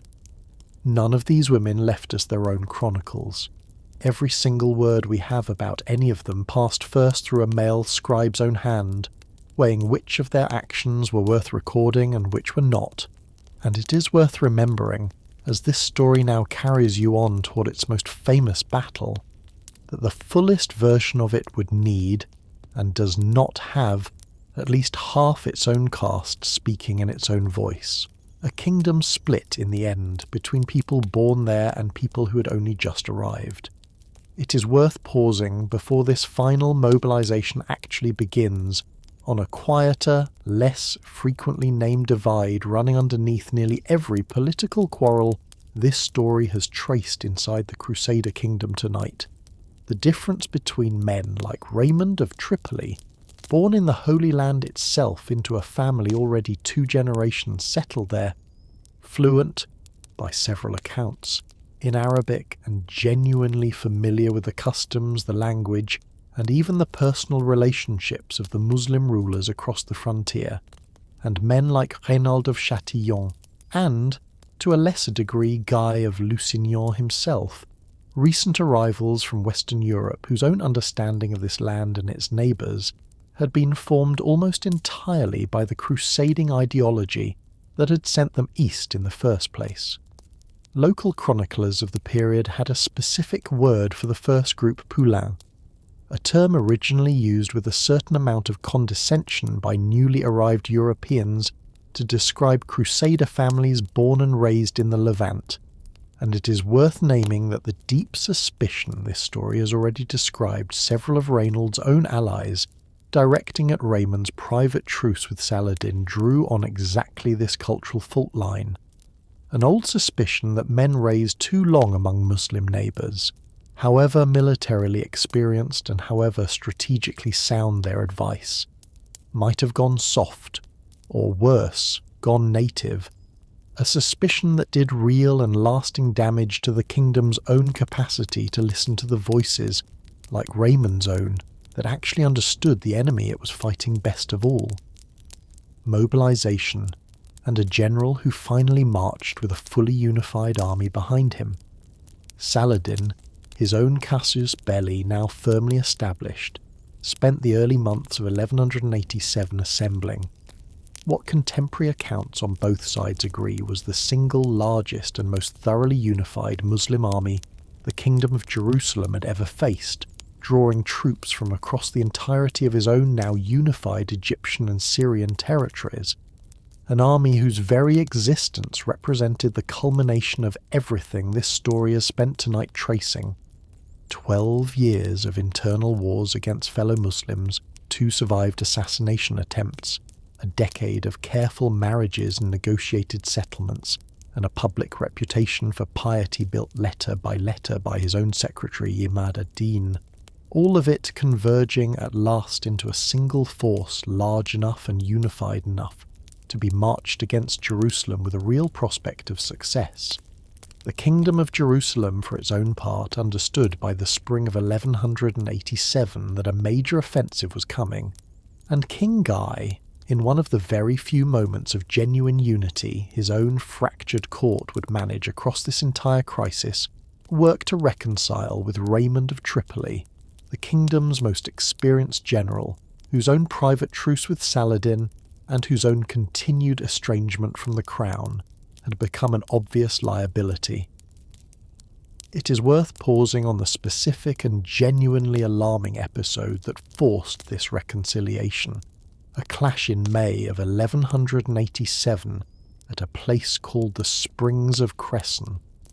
where a company of Templar and Hospitaller knights, alarmed at the sight of a Muslim raiding force moving through Raymond's own territory under a safe passage he had personally granted, attacked without royal authorization and were nearly annihilated, a humiliating and strategically pointless defeat suffered entirely because the kingdom's own internal coordination had, by this point,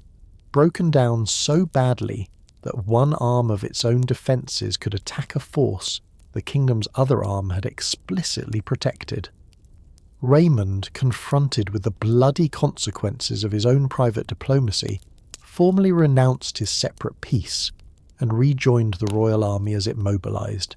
a reconciliation that came, as this whole story's own recurring pattern has already shown you tonight, considerably later than the kingdom's genuine strategic interest actually required. It is worth pausing for a moment on how this single disastrous skirmish actually unfolded, because the numbers alone tell you almost everything you need to know about the recklessness involved.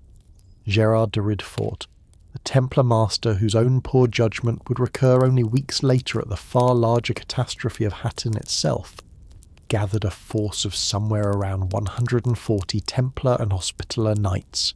a substantial fraction of the 2 orders' entire available fighting strength in the kingdom, and led them directly against a raiding force several contemporary accounts number in the thousands, a decision several of his own fellow commanders reportedly warned him against before the charge, warnings Gerard is said to have waved off with the same stubborn confidence that would, weeks later, help talk King Guy into abandoning Safria's own reliable water supply. The result was very nearly a total massacre, the master of the Hospitallers killed along with all but a handful of the knights who rode with him, a defeat so severe and so entirely self-inflicted that it should, by any reasonable military logic, have served as an unmistakable warning about Gerard de Ridefort's own judgment in exactly the kind of high-pressure council of war the kingdom would face again only a few weeks later, a warning the kingdom's own leadership fatally chose not to heed. Saladin crossed into the kingdom's own territory in force at the very beginning of July, and King Guy, commanding the largest single army the kingdom had ever assembled in its history, somewhere between 15 and 20,000 men including the great majority of the kingdom's own available knights, gathered his forces at a well-watered position near Safaria, a location chosen specifically for its reliable access to water, a consideration that would prove to be the single most important tactical fact of the entire coming campaign. It is worth pausing for a moment on exactly who actually made up the army marching against them, because the single, unified word Muslim, used so often and so necessarily throughout tonight's telling, flattens a force that was, in reality, a genuinely diverse coalition assembled from every corner of Saladin's own now unified territories. There were Kurdish cavalrymen from Saladin's own home region, riding alongside Turkish Mamluks, professional soldiers trained from childhood in the specific horse archery tactics that had already broken the Crusader army once at Montgisar's own opposite outcome, and would break it again at Hattin, alongside Arab Bedouin auxiliaries recruited from the desert fringes of Syria and Egypt, whose own intimate knowledge of the region's water sources and hidden tracks proved every bit as decisive to the coming campaign as any single cavalry charge, alongside Egyptian infantry, and, in a detail several contemporary sources specifically note, contingents of black African soldiers drawn from Upper Egypt and further south, the same broad military tradition that had once formed the core of the Fatimid Caliphate's own guard before Saladin's own consolidation, now folded into his own multi-ethnic army rather than standing in opposition to it. It is worth naming too that this same diversity ran in both directions across the whole of this war, the Crusader armies this story has already described tonight drawing, in their own turn, on Frankish knights born in the Holy Land itself alongside newly arrived pilgrims from England, France, Germany, Italy and Flanders, men who often shared little beyond a common religious cause and a common language of a Latin liturgy, and it is worth remembering, as both of these genuinely diverse coalitions finally collide at Hattin, that the tidy binary of Christian versus Muslim this whole war has always been remembered through obscures a considerably more layered reality on both sides of the actual battle line. A council that argued its own kingdom to death, and a general who understood exactly what water was worth.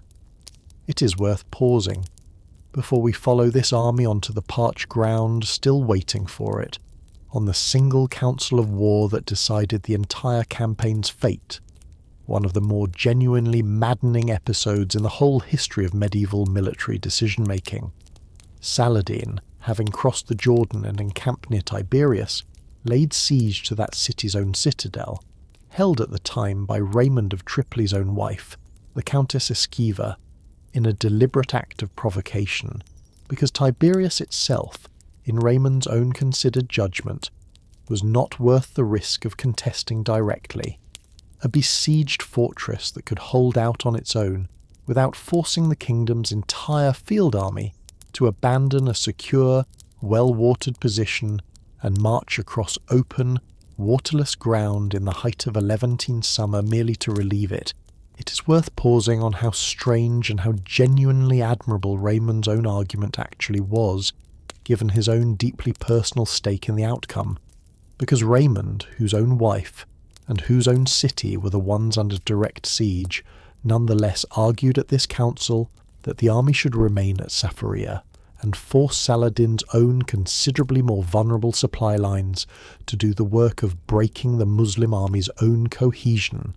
a position several chroniclers describe him defending with a specific and pointed line to the effect that he would rather lose Tiberias, and even his own wife within it, than see the entire kingdom lost through a single reckless march, a statement of strategic clarity that reads, across more than 8 centuries of distance, as one of the most self-sacrificing pieces of military advice any commander in this whole story ever offered,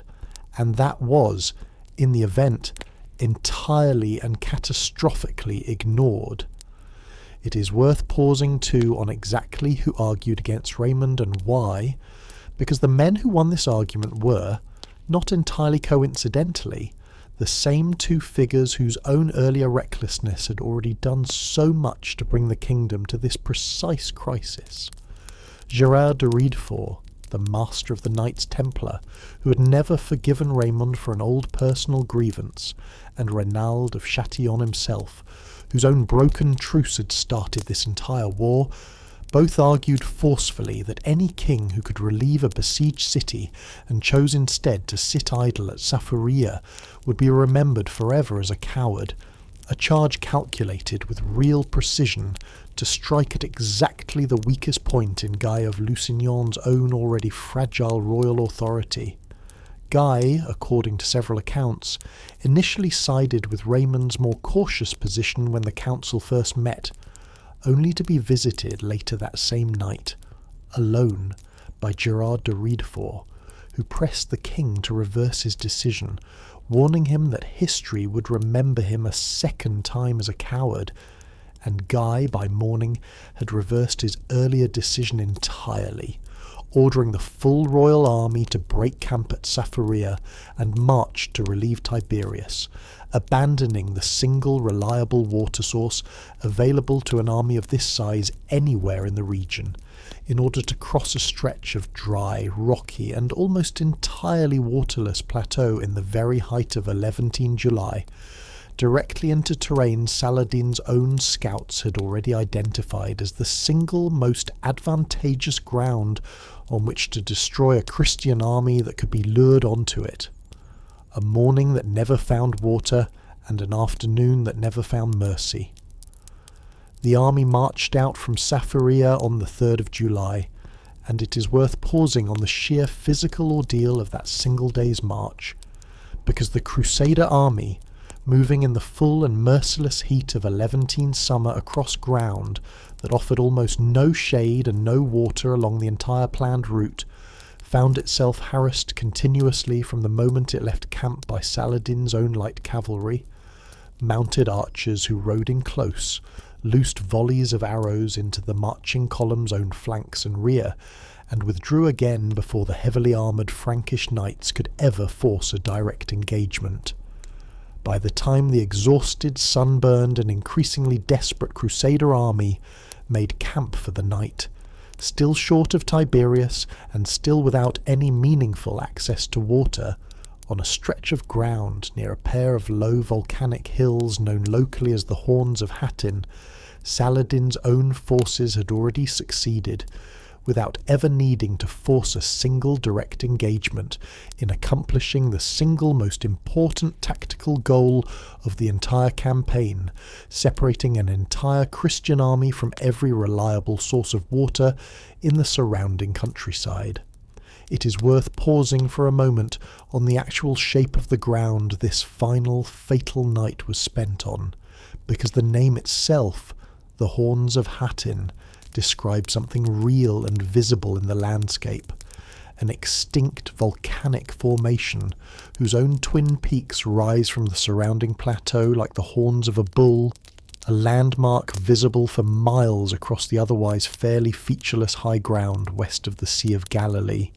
whose own waters, so close and so entirely unreachable, lay glittering somewhere below the escarpment in full view of an army that could see the very thing it was dying for want of. It is worth naming, too, that the ground surrounding these twin hills is broken and volcanic, rather than open and level, scattered with loose black basalt rock that made any organised cavalry manoeuvre considerably more difficult than it would have been on level ground. Terrain that, whatever Saladin's own tactical genius in manoeuvring the Crusader army onto it, would also have made his own task of destroying that army considerably easier than fighting it in open country. One more small physical fact quietly stacking the odds against a force that had already been fighting its own thirst for a full day before it ever fought a single Muslim soldier in earnest. It is worth pausing for a moment on what that single fact, a missing water source, actually felt like from inside a suit of mail armour in the full height of 11 July, because it is easy for a phrase like severe thirst to pass by in a sentence without actually landing in the body the way it landed on the men who lived through it. A knight's own mail hauberk, worn over a padded gambeson, could weigh, combined, somewhere in the range of 30 to 40 pounds, a burden that trapped heat against the body with real and dangerous efficiency, even in ordinary conditions, and these men had already marched an entire day across open, shadeless ground in temperatures that, in a Galilean July, regularly climb well past body heat itself, arrows falling among them the whole way, before making camp for a night spent, several accounts specifically record, listening to Muslim drums and Muslim chanting, deliberately maintained at close range for the specific purpose of denying them any rest at all, so that the army that woke on the morning of the 4th of July had already gone more than 24 hours without any meaningful water, was already suffering the earlier stages of heat exhaustion, and now faced a full day of pitched combat with its own throats, by several accounts, too dry to properly shout order across the field. Smoke from the grass fires Saladin's own forces set that same morning added a further choking layer to all of it, so that men were fighting quite literally for breath as much as for ground, and it is worth holding that whole physical picture in your mind. The weight of the armour, the dryness of the throat, the smoke, the drums that had denied them sleep, because it explains, in a way that troop numbers and tactical diagrams alone never quite can, why an army of this size and this quality collapsed as completely and as quickly as it did once serious fighting finally began. Saladin's own forces, understanding the advantage this desperate thirst had already handed them, set fire to the dry summer grass surrounding the Crusader camp on the morning of the 4th, sending clouds of smoke drifting directly into the exhausted Christian ranks, and the battle that followed, fought across the rocky broken ground surrounding the twin hills that gave it its lasting name, proved from its very first hours less a contest between two roughly matched armies than a slow and increasingly one-sided process of encirclement and attrition, the Crusader infantry gradually splintering away from the army's own main body in small, desperate attempts to reach open ground or water, leaving the remaining knights increasingly isolated and increasingly unable to mount the kind of massed, coordinated cavalry charge that had, at Dorylaeum and at Antioch nearly a century earlier, repeatedly saved earlier Crusader armies from destruction in broadly similar circumstances. It is worth pausing on Raymond of Tripoli's own conduct during the battle's final hours, because it has been debated for the better part of 9 centuries since. Raymond, commanding the vanguard, led a cavalry charge directly at the Muslim line at a moment when the Crusader position had already become effectively hopeless, and Saladin's own forces, rather than attempting to meet this charge head-on, deliberately opened their own ranks to let Raymond's contingent pass through and escape the field entirely, leaving the great bulk of the Crusader army, including the king himself, trapped and surrounded on the higher of the 2 volcanic hills, still fighting on in a final hopeless stand around the army's own most sacred object, a fragment of the true cross, carried into the field by the Bishop of Acre in place of the ailing patriarch Heraclius, who declined to accompany the army himself. The final collapse came in the early afternoon, the last organised Christian resistance breaking apart under a combined assault of arrows, sustained cavalry pressure, and, by this point, a thirst so severe that several contemporary accounts describe surviving soldiers essentially ceasing to fight altogether, sitting down exhausted on the open ground and simply waiting to be captured or killed. King Guy himself was captured alive along with a great many of his own most senior nobles. The master of the Knights Templar, Gerard de Ridefort,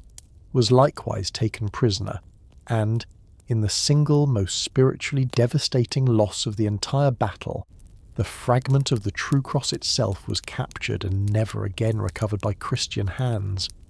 It is worth naming honestly that nobody today can tell you with any real precision exactly how many men actually died on that hillside,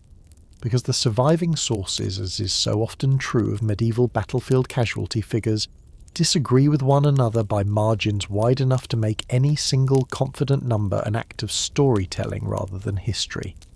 Christian and Muslim chroniclers alike describe the Crusader dead and captured together as encompassing nearly the entire field army, a force this story has already told you numbered somewhere between 15 and 20,000 men, but the specific breakdown between those killed outright,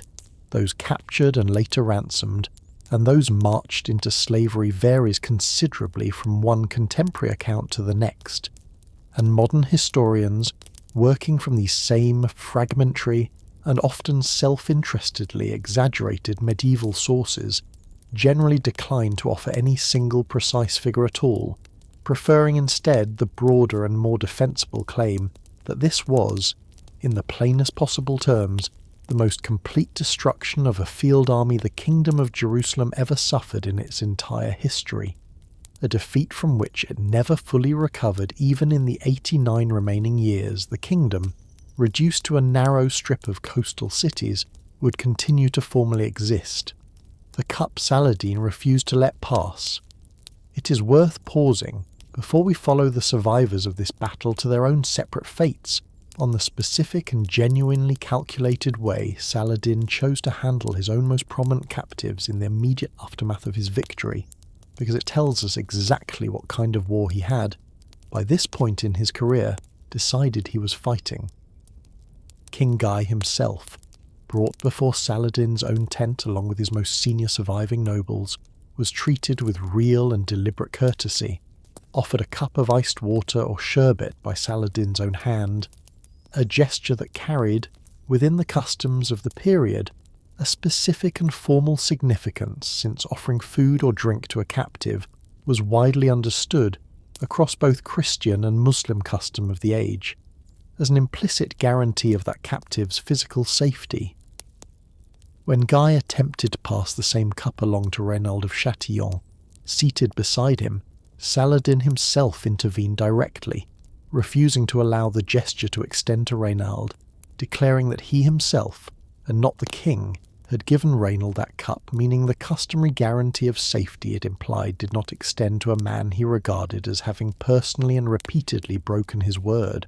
What followed, moments later, was the fulfillment of the oath Saladin had sworn 5 years earlier, after Reynald's own Red Sea raid on the maritime approaches to Mecca and Medina.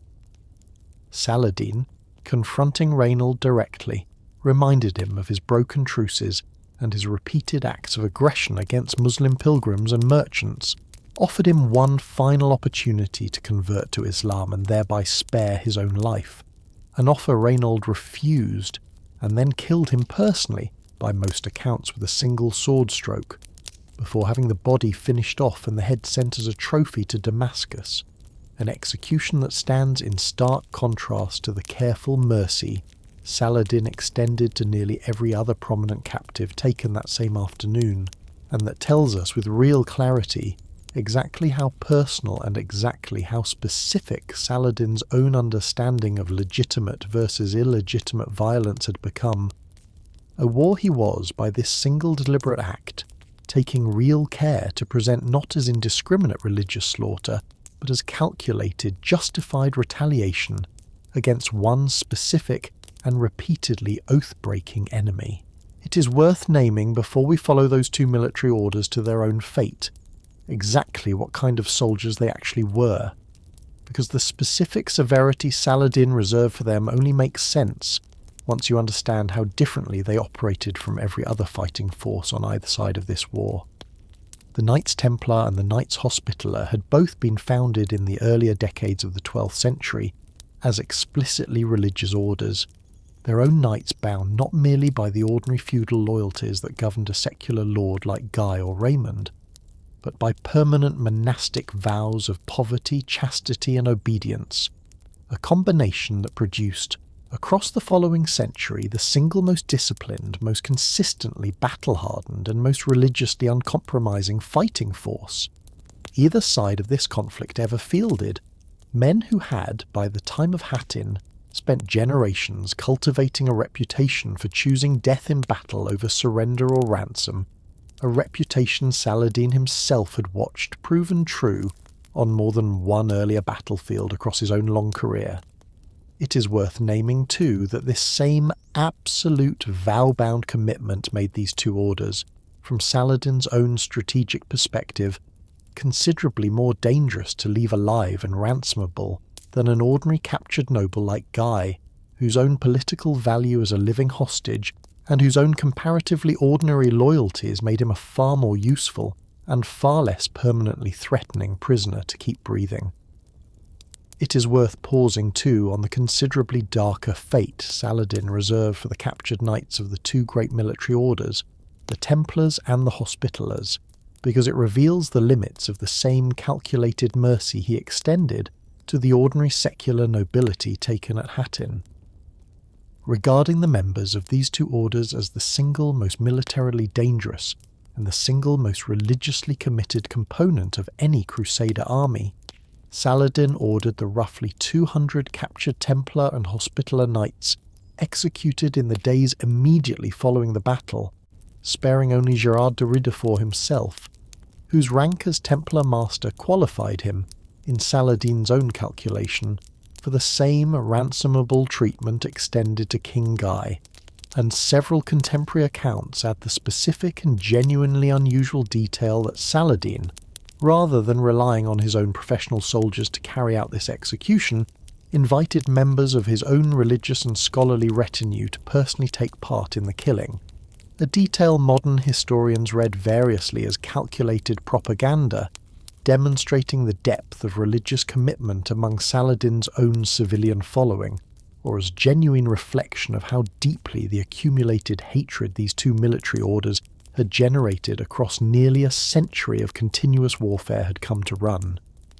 It is worth pausing too on the fate of the thousands of ordinary soldiers and camp followers captured at Hattin, who were neither king nor noble nor knight of a military order, because their own story, considerably less dramatic than either Guy's careful courtesy or Reynold's execution, is also considerably less frequently told. The great majority of the ordinary infantry and lesser combatants taken prisoner that afternoon were not ransomed at all, lacking the wealth or the rank that made ransom a realistic prospect, and were instead marched into the slave markets of Damascus in the weeks that followed,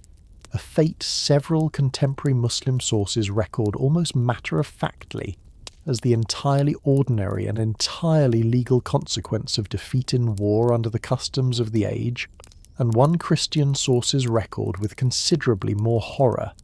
describing the markets of Damascus so thoroughly glutted with Frankish captives in the aftermath of Hattin that the going price for a single slave, by several accounts, collapsed to a fraction of what it had been only weeks earlier, simply from the sheer, overwhelming volume of prisoners suddenly available for purchase. It is worth naming this plainly alongside the more famous mercy shown at Jerusalem's gates a few months later, not to diminish that later mercy, but to remember that Saladin's own capacity for calculated leniency existed within, rather than replacing a wider system of medieval warfare that treated the enslavement of ordinary defeated soldiers as an unremarkable and entirely expected feature of victory. A system neither side of this conflict seriously questioned on principle, and one whose own ordinary human cost, borne overwhelmingly by men whose names no chronicler thought worth recording, rarely makes it into the more flattering versions of this story at all. A pope who reportedly did not survive the news, and a bull that set half of Europe moving. It is worth pausing, before we follow the kingdom's own collapse city by city, on how the news of Hattin actually travelled the enormous distance back to Western Europe, and on what it did to the people who received it, because the shock this story has already described rippling through the Muslim world in the aftermath of Reynold's Red Sea raid had, in the autumn of 1187, an almost exact mirror image on the opposite side of the Mediterranean. Pope Urban III, according to a tradition recorded by several later chroniclers, though treated with some scepticism by modern historians who note that his own health had already been failing for some time, is said to have died of shock upon receiving the news of the disaster at Hattin, a death that, whether or not the specific causal claim is literally true, captures something real about the sheer scale of the trauma this single battle inflicted on Christian Europe's own sense of its place in the world. A wound, the loss of Edessa 4 decades earlier, this channel has already told you, had provoked an entire crusade to avenge, and that the loss of Jerusalem itself, the holy city at the very centre of the whole crusading project's own reason for existing, provoked considerably more powerfully still. It is worth naming too the specific document that formally launched the mobilisation. This story is spent tonight watching converge on Acre, a papal bull issued by Urban's own successor, Gregory VIII, in October of 1187, titled Audita Tremendi, beginning with the words "a terrible judgment has been heard," a text that did not merely announce the loss of Jerusalem but framed it, explicitly and at length, as divine punishment for the moral failings of Christian Europe itself, its own princes' endless wars against one another, its own clergy's corruption, a framing that placed the burden of this disaster not primarily on Saladin's own army at all, but on Christendom's own collective sin, a rhetorical move that proved remarkably effective at generating the kind of urgent, guilt-driven mobilization that would eventually put 3 kings and tens of thousands of ordinary soldiers on ships bound east. And it is worth sitting for a moment with the strange symmetry of it, that both sides of this entire war ultimately explained their own greatest catastrophes to themselves in almost identical terms, not as a failure of arms or strategy, but as a failure of piety, a lapse in faith that only a renewed and more sincere religious devotion could set right, a kingdom that fell one city at a time. With the great majority of the Kingdom of Jerusalem's own available military manpower dead or captured in a single afternoon, the weeks that followed, Hattin unfolded from the Christian side of this story as a slow and largely unstoppable collapse, city after fortified city across the kingdom, stripped of the garrisons that had marched out to Safaria and never returned, surrendering to Saladin's own advancing forces in rapid succession, Acre falling within days, followed in short order by Nablus, Jaffa, Sidon, Beirut, and a great many smaller towns across the whole of the kingdom's territory, most of them offered generous terms of surrender by a Saladin who understood, with real political shrewdness, that a policy of comparative leniency towards surrendering garrisons would encourage further rapid capitulation considerably more effectively than a policy of massacre and terror ever could, a lesson he seems to have absorbed as clearly from watching the Crusader conquest of the same region nearly 90 years earlier as from any purely religious conviction of his own. It is worth pausing on the single most important and single most symbolically loaded target still remaining, the city of Jerusalem itself, held at the moment of the disaster at Hattin by only a skeleton garrison, since the great majority of the city's own fighting men had marched out with the royal army, and had, by this point, either died on the slopes of the Horns of Hattin, or sat captive in Saladin's own hands, leaving the city's actual defence to fall, almost by default, to a nobleman named Balian of Ibelin, who had himself survived the battle, and had originally intended only to pass briefly through Jerusalem to evacuate his own family, before continuing on to safety at Tyre,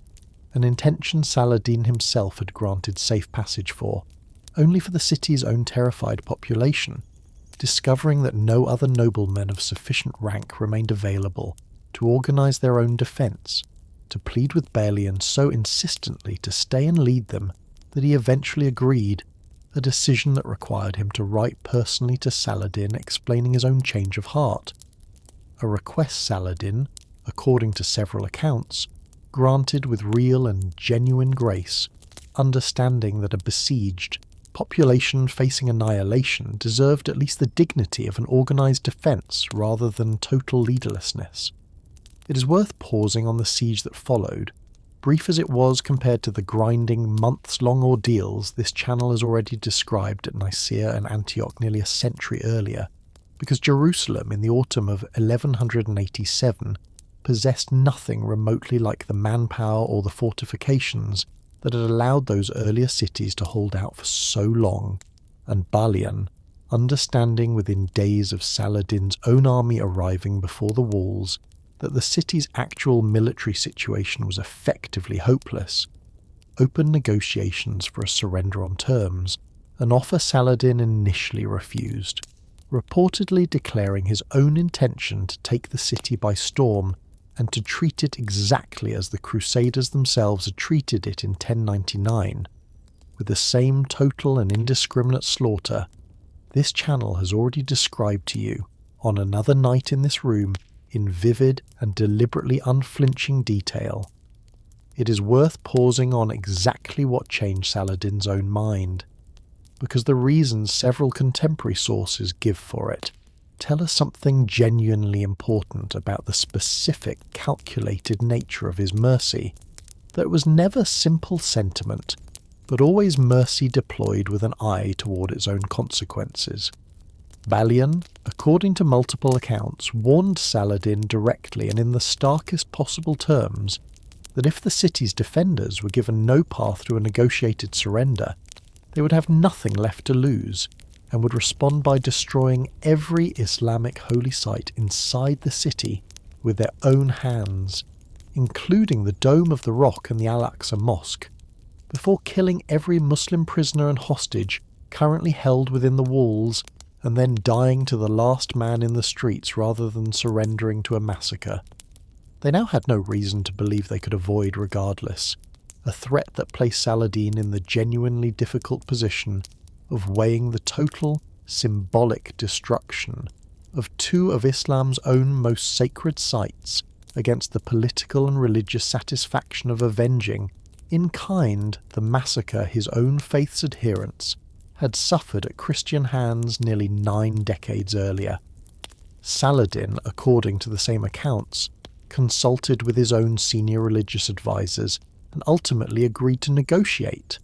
and the terms finally settled on in late September and early October of 1187 were, by the standards of medieval siege warfare in general, and by the standards of this specific conflict in particular, extraordinarily generous. A fixed ransom set per person, 10 gold pieces for a man, 5 for a woman, 1 for a child, with a fund established, funded partly from Saladin's own treasury, and partly through the efforts of the Hospitallers and the Patriarch Heraclius himself, to help cover the ransoms of those too poor to pay. And it is worth naming plainly, here, the single detail that would come to define Saladin's own reputation across the following 8 centuries more than almost any other single fact of his career, that on the 2nd of October, 1187, a Friday, and by no coincidence at all the anniversary of the Prophet Muhammad's own night journey from Jerusalem into heaven, Saladin rode into the city his army had every reason and every precedent to sack, and did not sack it. The crosses came down from the top of the Dome of the Rock where Crusader hands had planted them nearly 9 decades earlier. The call to prayer sounded from the same rooftops for the first time in 3 generations, and the great majority of Jerusalem's own Frankish inhabitants walked out through its gates alive, their freedom bought at a fixed and openly negotiated price, while a great many of the poorest among them, unable to raise even that price, were simply let go anyway.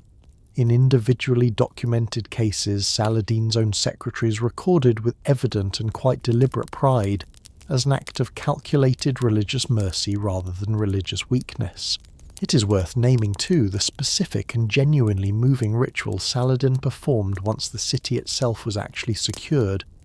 because it tells us something real about how personally, rather than merely politically, he experienced this particular moment after a lifetime of building toward it. Saladin ordered the Dome of the Rock and the Al-Aqsa Mosque, both of which had spent nearly 90 years serving Christian religious purposes, the dome converted into a church, the Al-Aqsa used for a time as the headquarters and residence of the Knights Templar themselves, richly purified before Muslim worship could resume within them, and several contemporary accounts describe great quantities of rosewater, carried in specially by camel from Damascus, being used to physically wash down the floors and walls of both buildings, a practical act of cleaning that carried, within the religious framework Saladin had spent his entire career building, a considerably deeper symbolic weight, the literal washing away of nearly a century of what he and his own religious advisors regarded as defilement. Saladin himself, according to Imad ad-Din's own account, wept openly during the prayers held inside Al-Aqsa in the days that followed. The first Friday prayers held there in 88 years, a moment his own secretary recorded with obvious and unrestrained pride, and it is worth naming that this same mosque still holds, mounted inside it today, the very minbar this story has already told you Nur ad-Din commissioned decades earlier and never lived to see installed, a single carved wooden pulpit that travelled across more than 20 years, and the deaths of the two men whose careers it links together, from a workshop in Aleppo to the exact spot inside Jerusalem it had always been built for. It is worth pausing for a moment on what the actual mechanics of that mercy looked like at street level, because a fixed ransom price, however generous by the standards of the age, still required an entire city's population to be physically processed, family by family, through a system of counting, paying and departing that took, by several accounts, the better part of a full month to complete. Saladin's own officials set up collection points at the city gates, and for weeks the streets of Jerusalem were filled with long, anxious lines of Frankish families carrying whatever coin, jewellery or portable wealth they had managed to gather, husbands and wives doing frantic whispered arithmetic over how many of their own children they could actually afford to ransom at 10 gold pieces a head, a calculation that several surviving accounts describe forcing genuinely agonising choices onto families who simply did not have enough. And it is worth naming too the specific figure the patriarch Heraclius has been remembered for ever since, that he himself departed the city with cartloads of church treasure, gold vessels and jewelled reliquaries he was permitted under the negotiated terms to remove as his own personal property, wealth several contemporary Christian chroniclers themselves criticised him for not using instead to ransom a larger number of the ordinary poor still trapped inside the city, a criticism that complicates, in its own way, the neat moral clarity of this whole episode, because the single greatest failure of collective generosity inside Jerusalem's own final month under Christian rule may not have come from Saladin's own side of the negotiating table at all. It is worth pausing too on the specific and genuinely moving detail several sources preserve about Saladin's own brother, Al-Adil, who was so affected by the sight of the poorest Frankish families being separated and enslaved for their inability to pay even the reduced ransom that he personally requested, and was granted 1,000 of the poorest captives as a gift, whom he then immediately freed, a gesture Saladin himself is said to have matched soon after, by freeing several hundred more on his own initiative. And it is worth pausing one final time on how deliberately this entire episode was recorded, publicised and remembered, because Saladin's own secretary Imad ad-Din wrote of these scenes at length, and with obvious relish for exactly the propaganda value they carried, a reminder that even Saladin's most genuine acts of mercy were never entirely separate from his own understanding of how those acts would be read, both by the wavering Muslim allies whose continued loyalty his reputation still depended on, and by history itself. Nobody counted the ones who left on foot, and so nobody really knows. It is worth pausing before we cross the sea to meet the army. Jerusalem's fall was about to summon eastward, on a group of people. This whole triumphant story of a merciful conqueror can very easily leave standing just outside its own frame the tens of thousands of ordinary Frankish men, women and children who, across the weeks and months following the fall of Jerusalem and the string of coastal cities that followed it, found themselves displaced from homes their own families had, in a great many cases, lived in for 2 or 3 full generations since the First Crusade first settled the land. Refugees walking north along the coast road toward whatever Christian territory still remained. Tyre, Tripoli, Antioch, in columns, several surviving accounts describe stretching for miles, carrying what possessions they could manage and leaving behind, in most cases, the entire accumulated material life of a family that had, until a few weeks earlier, expected to go on living in the Holy Land indefinitely. It is worth naming plainly that Saladin's own celebrated mercy real and remarkable as it genuinely was, did not extend to sparing these people the ordeal of displacement itself, only the considerably worse alternative of massacre or permanent enslavement. And it is worth naming too that the fixed ransom system that lets so many of Jerusalem's poor go free also, by its very structure, sorted the city's population by wealth in a way that fell hardest on exactly the people least equipped to survive what followed. A poor widow or a poor labourer freed without payment still had, in the end, nowhere reliable to sleep and no guaranteed food for the march north, and several contemporary accounts, including sympathetic Christian ones, describe considerable numbers of these refugees dying along the road itself, of exposure, of disease, of simple exhaustion, deaths that went almost entirely uncounted by either side's own chroniclers, who were, understandably enough, considerably more interested in recording the fate of kings and nobles than in tallying the anonymous dead scattered along a coastal road in the autumn of 1187.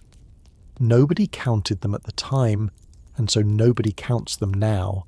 and it is worth holding that absence in your mind for a moment alongside the more famous and more frequently repeated story of Saladin's mercy, not to diminish that mercy, which was real, and which was, by the standards of the age, genuinely extraordinary, but to remember that even the most merciful chapter of this entire war still had an uncounted human cost trailing along behind it,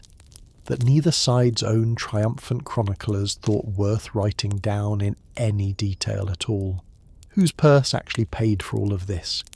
It is worth pausing before we follow the great new wave of Christian reinforcement across the sea on exactly whose money was actually funding both sides of the enormous war that Jerusalem's fall had just set in motion, because the answer reveals a real and telling asymmetry in how each side's own society absorbed the cost of a conflict fought, on paper, in the name of religion. News of Jerusalem's loss reached Western Europe within months, and the response, on the Christian side, was not merely an outpouring of volunteer knights. It was also, in England and France specifically, a new and deeply unpopular tax, levied in 1188, on the movable property of every subject who did not personally take the cross. A tenth part of the value of a household's own goods and revenues, remembered ever since as the Saladin tithe, a levy several contemporary English chroniclers describe provoking real and widespread resentment among ordinary people who had no particular stake in the fate of a city most of them would never see, and who nonetheless found a considerable portion of their own modest household wealth requisitioned to fund an army marching in its name. It is worth naming by contrast how Saladin's own side of this same war was financed, because it did not depend on any single, controversial new tax imposed on an unwilling population, but rather on the considerably more diffuse and considerably more normalised system of revenue. This whole story is already traced across Saladin's own earlier career, the Ikta land grants that bound his own officers' income directly to conquered territory, the zakat and other religious obligations that had always, in Islamic law, carried at least some expectation of supporting the defence of Muslim land, and the extensive network of pious religious endowments, the Waqf, through which wealthy individuals across his own domain had, for generations, funded mosques, hospitals and colleges, resources Saladin drew on and redirected rather than inventing from nothing. It is worth pausing on what this difference actually meant on the ground, because it meant that the burden of Saladin's own war effort fell in a comparatively diffuse and already normalised way across an economy that had organised itself around exactly this kind of religiously sanctioned extraction for centuries, while the burden of the Christian response fell, in a comparatively sudden and comparatively resented way, on ordinary English and French households who had, until a single unpopular tax collector arrived at their own door, experienced this entire distant war as something happening to other people in another part of the world entirely. A siege the Franks would not let go of, and a city called Acre that became a grave for both armies at once. It is worth pausing. Before we cross the sea to meet the men Jerusalem's fall was about to summon eastward,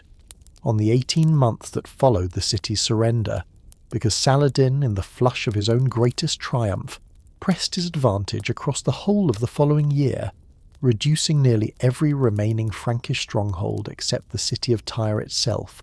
which held out under the leadership of a resourceful and newly arrived nobleman named Conrad of Montferrat, and except, crucially, a scattering of released prisoners and survivors who, rather than sailing home in defeat, gathered themselves instead outside the walls of the coastal city of Acre in August of 1189 and began, with a force numbering at first only a few hundred men, one of the single strangest and most stubborn sieges of the entire crusading period, a siege in which the besiegers themselves were, for most of its 2-year duration, simultaneously besieged in turn by Saladin's own relieving army encamped just beyond their own lines, so that the whole grinding, disease-ridden encampment outside Acre came to resemble not a normal siege at all, but 3 concentric rings of starving, freezing, and increasingly desperate men, the Muslim garrison trapped inside the city, the Frankish besiegers trapped in their own camp around it, and Saladin's own field army trapped, in turn, in the countryside beyond, unable to break the siege outright and unable to simply abandon the garrison inside to its fate. It is worth pausing too on the specific arrival that came closest, in these first 2 years, to breaking the deadlock decisively in the besiegers' own favour, and on the catastrophe that undid it before it ever reached the walls at all. The German Emperor Frederick Barbarossa, the ageing monarch this channel has already told you, crossed this same ground once before as a young man on an earlier crusade, set out overland from Germany in the spring of 1189, at the head of what several contemporary accounts describe as the single largest crusading army ever assembled, a force that, had it reached the Holy Land intact, would very likely have overwhelmed Saladin's own relieving army outside Acre, before Richard or Philip had even set sail. It never arrived. Frederick drowned crossing the Salef River in Anatolia in June of 1190, in circumstances that remain disputed to this day, some accounts suggesting a sudden heart attack while swimming, others a simple accident of a heavily armoured old man losing his footing in a fast-moving current, and his own vast army, deprived of the one figure whose authority had held its disparate contingents together, largely disintegrated in the weeks that followed, a considerable portion of it turning back for home entirely, and only a comparatively modest remnant led by his own son, Frederick of Swabia, eventually reaching the siege camp outside Acre at all, where the young duke himself died of disease within months of his arrival, one name among the thousands the siege camp's own 2 winters had already claimed. It is worth sitting with that whole sequence for a moment,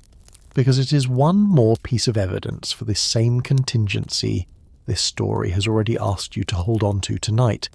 that an emperor's own body failing to find its footing in a single river crossing may have done more to shape the eventual indecisive outcome of the entire Third Crusade than any single decision either Richard or Saladin ever made on purpose. It is worth naming too the sheer physical scale of the engineering contest the Siege of Acre eventually became once Richard and Philip's own reinforcements arrived, because it was, by the standards of the age, a genuinely industrial undertaking. Both kings brought powerful stone-throwing trebuchets, Richard's own machines nicknamed by his own soldiers with the dark humour besieging armies have always favoured, one reportedly called Bad Neighbour for the damage it did to the section of wall nearest it, and both sides employed Greek fire, a viscous, difficult-to-extinguish incendiary weapon that Saladin's own garrison used with real effectiveness against the besiegers' own wooden siege towers, burning at least one of Richard's own most expensive constructions to the waterline within hours of its completion. A section of Acre's own fortifications, a heavily damaged stretch of wall the besiegers had taken to calling the Cursed Tower, became the focal point of months of grinding, incremental combat. Mines dug beneath its foundations by sappers on one side and countermined by defenders on the other, in a pattern of underground warfare that killed men in the dark, cramped tunnels beneath the walls with a regularity the open battlefield accounts of this war rarely bothers to mention at all. And it is worth remembering, as the city finally falls in July of 1191, that the ground beneath it had, by that point, already absorbed 2 full years of exactly this kind of slow, anonymous, grinding attrition on both sides. It is worth pausing on the sheer grinding attrition of these 2 years, because the camp outside Acre killed, by disease, starvation, and the bitter cold of 2 successive winters spent under canvas, considerably more Frankish soldiers than Saladin's own army ever managed to kill in open battle, and it is worth naming too the steady trickle of reinforcement that kept the siege alive across this same period, wave after wave of fresh Crusaders arriving by sea from across Western Christendom, drawn east by news of Jerusalem's fall that had reached Europe within months, and that had provoked. This channel has already told you on another night in this room the mobilization of an entirely new crusade, led on paper by 3 of the most powerful monarchs in Europe, an aging German emperor who drowned crossing a river in Anatolia before he ever reached the Holy Land at all, a calculating French king named Philip Augustus, and an English king whose own reputation for battlefield brilliance would outlive, by a considerable margin, the actual strategic achievements of the campaign that made him famous, a king named Richard, the first of that name to rule England, and known to nearly everyone in his own lifetime, and for the 8 centuries that followed it, as Richard the Lionheart. It is worth naming briefly that none of the men actually living through this campaign would ever have called it the Third Crusade, that specific tidy numbered label being an invention of considerably later historians, writing centuries after the fact, who found it useful to impose a clean sequential order onto a phenomenon that its own participants experienced simply as an ongoing, open-ended religious and military obligation, rather than as a series of discrete countable expeditions. And it is worth naming too that this same retrospective numbering has always been somewhat contested even among modern historians, some of whom count considerably more than the familiar 8 or 9 major crusades. This tidy numbering usually implies once the many smaller, regional and considerably less famous expeditions to the Baltic, to Spain and elsewhere are properly accounted for. A reminder that even the basic vocabulary this whole channel has used to organise tonight's story, and the stories we have told you on other nights in this room, is itself a later simplifying construction laid on top of a considerably messier and considerably more continuous reality. What the camp outside Acre actually felt like to the men who were not kings. It is worth pausing before we let 2 famous names walk onto this stage and take over the rest of the story,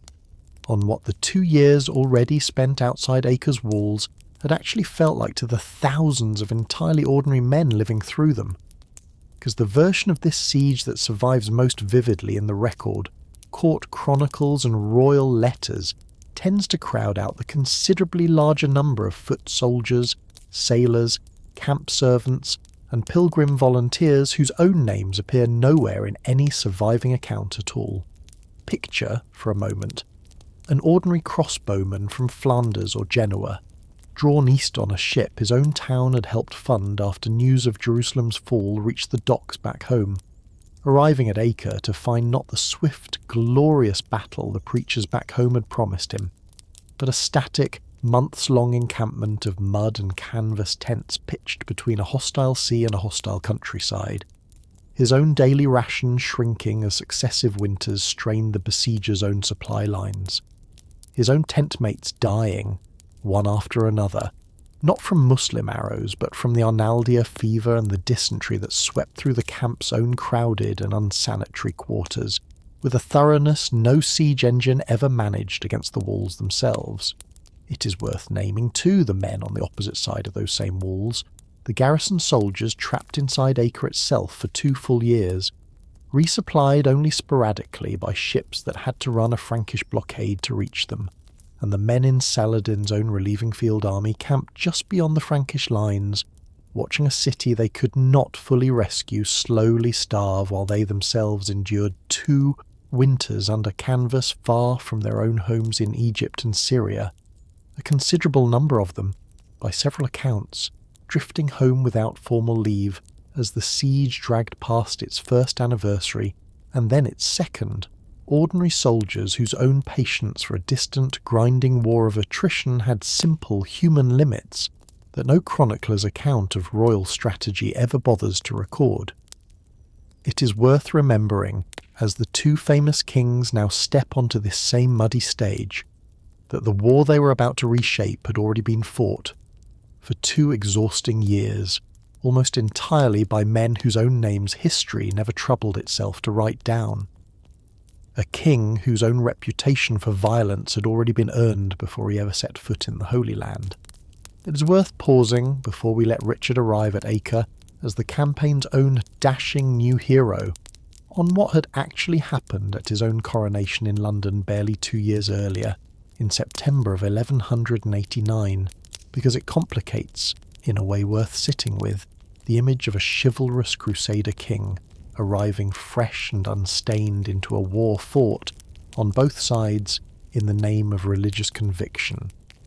Jewish leaders who had come to Westminster Abbey to present gifts and pay respects at Richard's own coronation, in keeping with an established custom of the period, were turned away and, in the disorder that followed, attacked. A rumour spreading through the crowd that the new king had ordered Jews killed,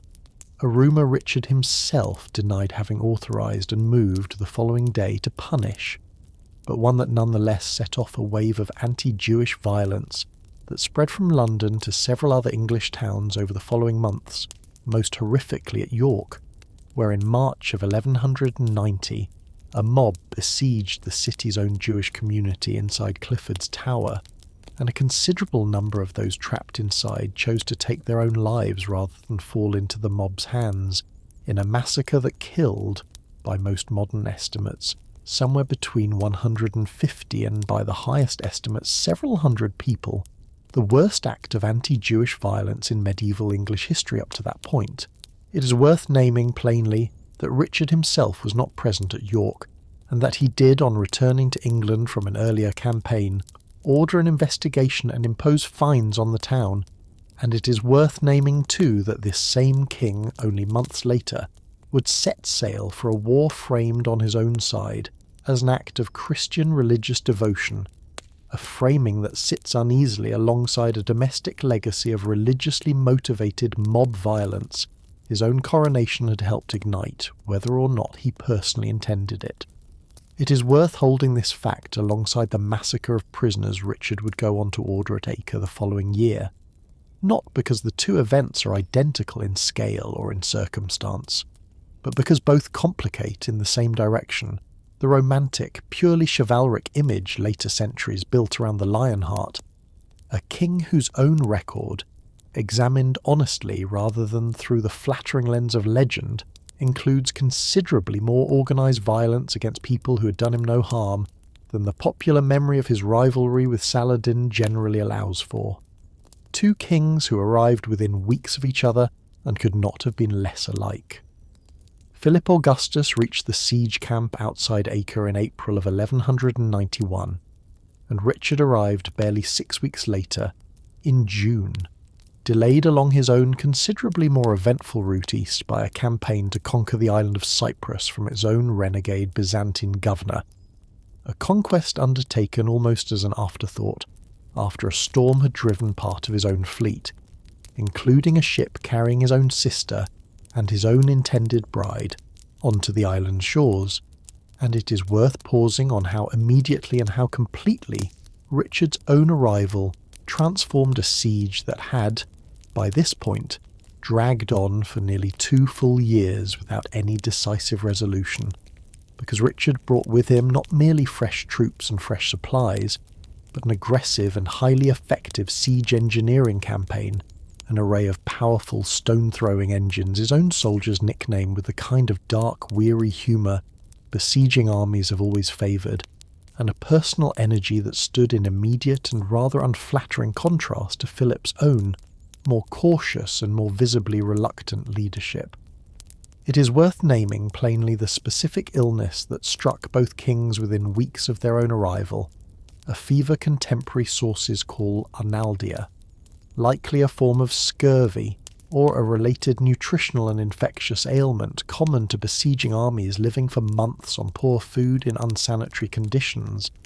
an illness severe enough that both Richard and Philip spent portions of the following weeks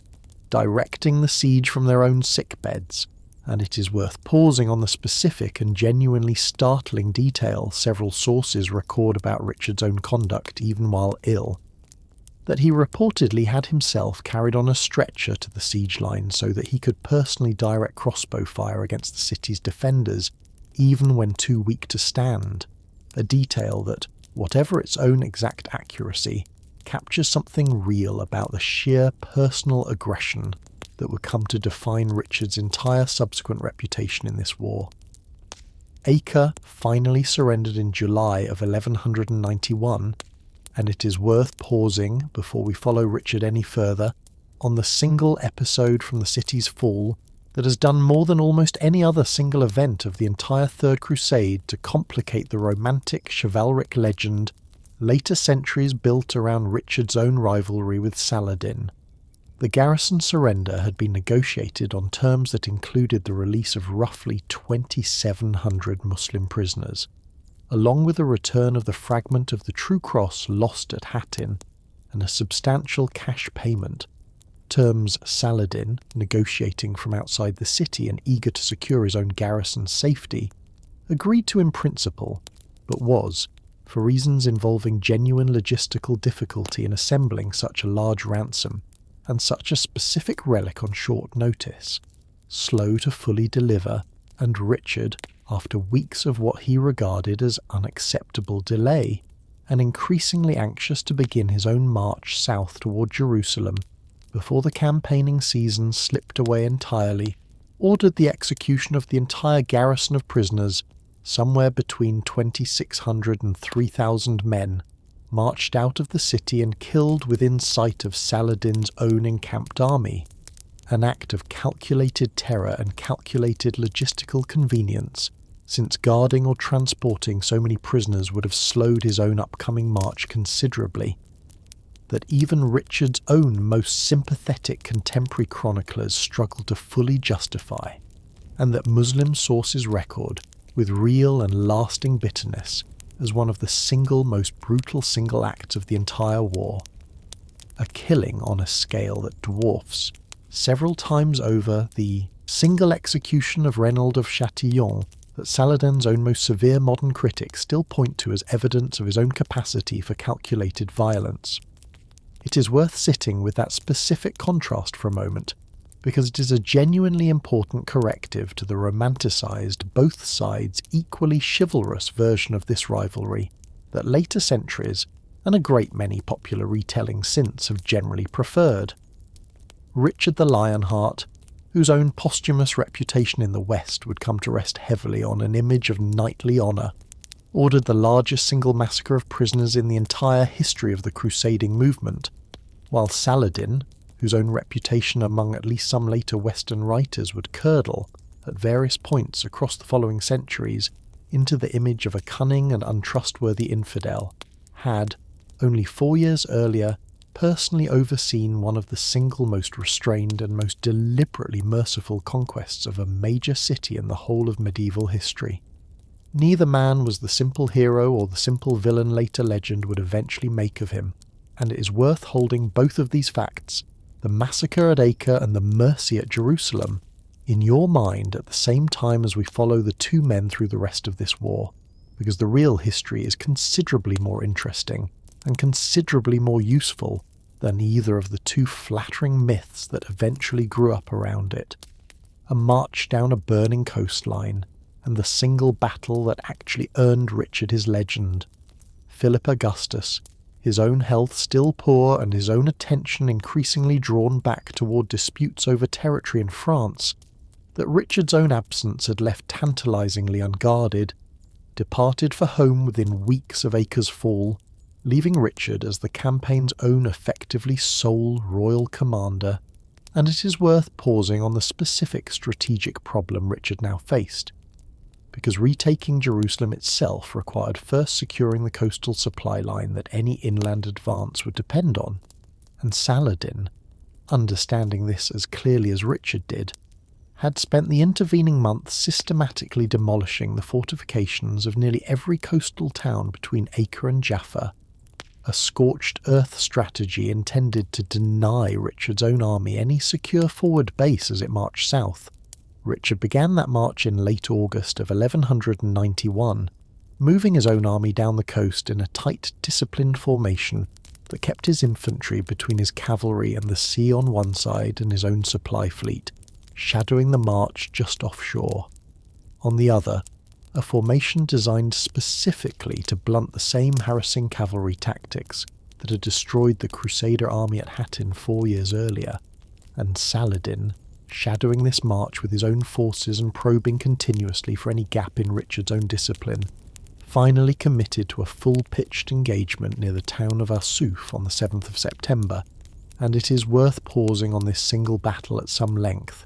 because it is the closest the two commanders ever came to a genuine symmetrical test of arms,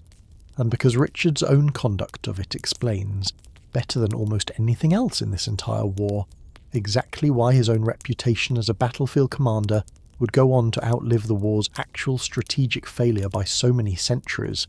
Saladin's own light cavalry harassed the marching column for hours,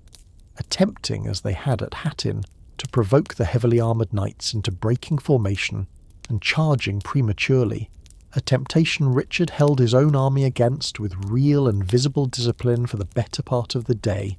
until the Hospitaller knights in the army's own rearguard, under sustained and increasingly severe pressure, finally charged without direct orders, and Richard, rather than allowing this premature charge to collapse into the same kind of uncoordinated disaster that had doomed the army at Hattin, immediately committed his own main force in a full, coordinated countercharge that caught Saladin's own forces still spread out in their harassing formation, unprepared for a genuine massed cavalry engagement, and drove them from the field in a defeat significant enough that it ended, for the remainder of the campaign, any serious prospect of Saladin destroying Richard's field army outright the way he had destroyed Guy's 4 years earlier. It is worth pausing on what Arsuf actually did and did not accomplish, because it is a useful corrective to the outsized legend the battle would eventually acquire. Richard's victory was real, and it was tactically impressive, but it was not decisive in the way Hattin had been decisive. Saladin's own army withdrew in reasonably good order rather than being annihilated, and the battle settled nothing about who would actually hold Jerusalem, a fact obscured in the centuries of romantic legend that followed, by how vividly the battle itself captured the imagination of chroniclers on both sides, eager to record a genuine clash of arms between the two commanders whose names had, by this point, become inseparable from the whole war in the wider European and Muslim imagination alike, even though the two men, across the entire 3 years of this campaign, never once met face to face. It is worth pausing, too, on why the two commanders never did meet, because it was not for any lack of opportunity so much as a matter of both men's own careful political calculation about what such a meeting would actually cost them. Richard, at various points during the negotiations that followed Arsuf, proposed a direct personal conference with Saladin, and Saladin, through his own brother Al-Adil, consistently and politely declined, reportedly explaining that it was not customary for two kings at war to meet face to face until the terms of their eventual peace had already been substantially settled, a diplomatic courtesy that also, quite plausibly, served the more practical purpose of denying either man the kind of dramatic, legend-making encounter that later medieval and modern storytellers would spend centuries inventing on their behalf regardless. It is worth naming plainly that the entire vivid tradition of imagined meetings between the two men, tournaments fought in disguise, secret nighttime conferences, a friendship struck up over a shared appreciation of chivalry, belongs almost entirely to later fiction rather than to the actual historical record, most famously to Sir Walter Scott's own 19th century novel The Talisman, which invented, more or less from nothing, an entire adventure of disguised meetings between the two men that generations of later readers and later filmmakers drawing on Scott's own invented scenes absorbed so thoroughly into the popular imagination that the invented friendship has, for a great many people encountering this story today, entirely displaced the considerably more distant, considerably more formal reality of two commanders who spent 3 years trying to defeat each other's armies through intermediaries and letters, and who, for all the genuine mutual respect those letters plainly convey, never once stood in the same room together. It is worth pausing too on what the actual fighting at Arsuf looked and sounded like from inside the marching column, because the discipline this battle is remembered for was not an abstract quality. It was a physical achievement sustained under real and continuous pressure across an entire day.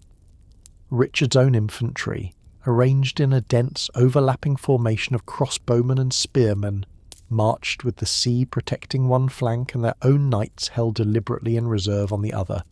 absorbing volley after volley of Turkish and Bedouin horse archer fire that several accounts describe striking the marching column's own shields and mail with a sound contemporaries likened to heavy rain on a roof, a harassment that killed and wounded a steady trickle of men and horses through the whole of the morning, without ever once being allowed to provoke the kind of premature, disorganised charge that had doomed the army at Hattin 4 years earlier, and it is worth naming just how much raw,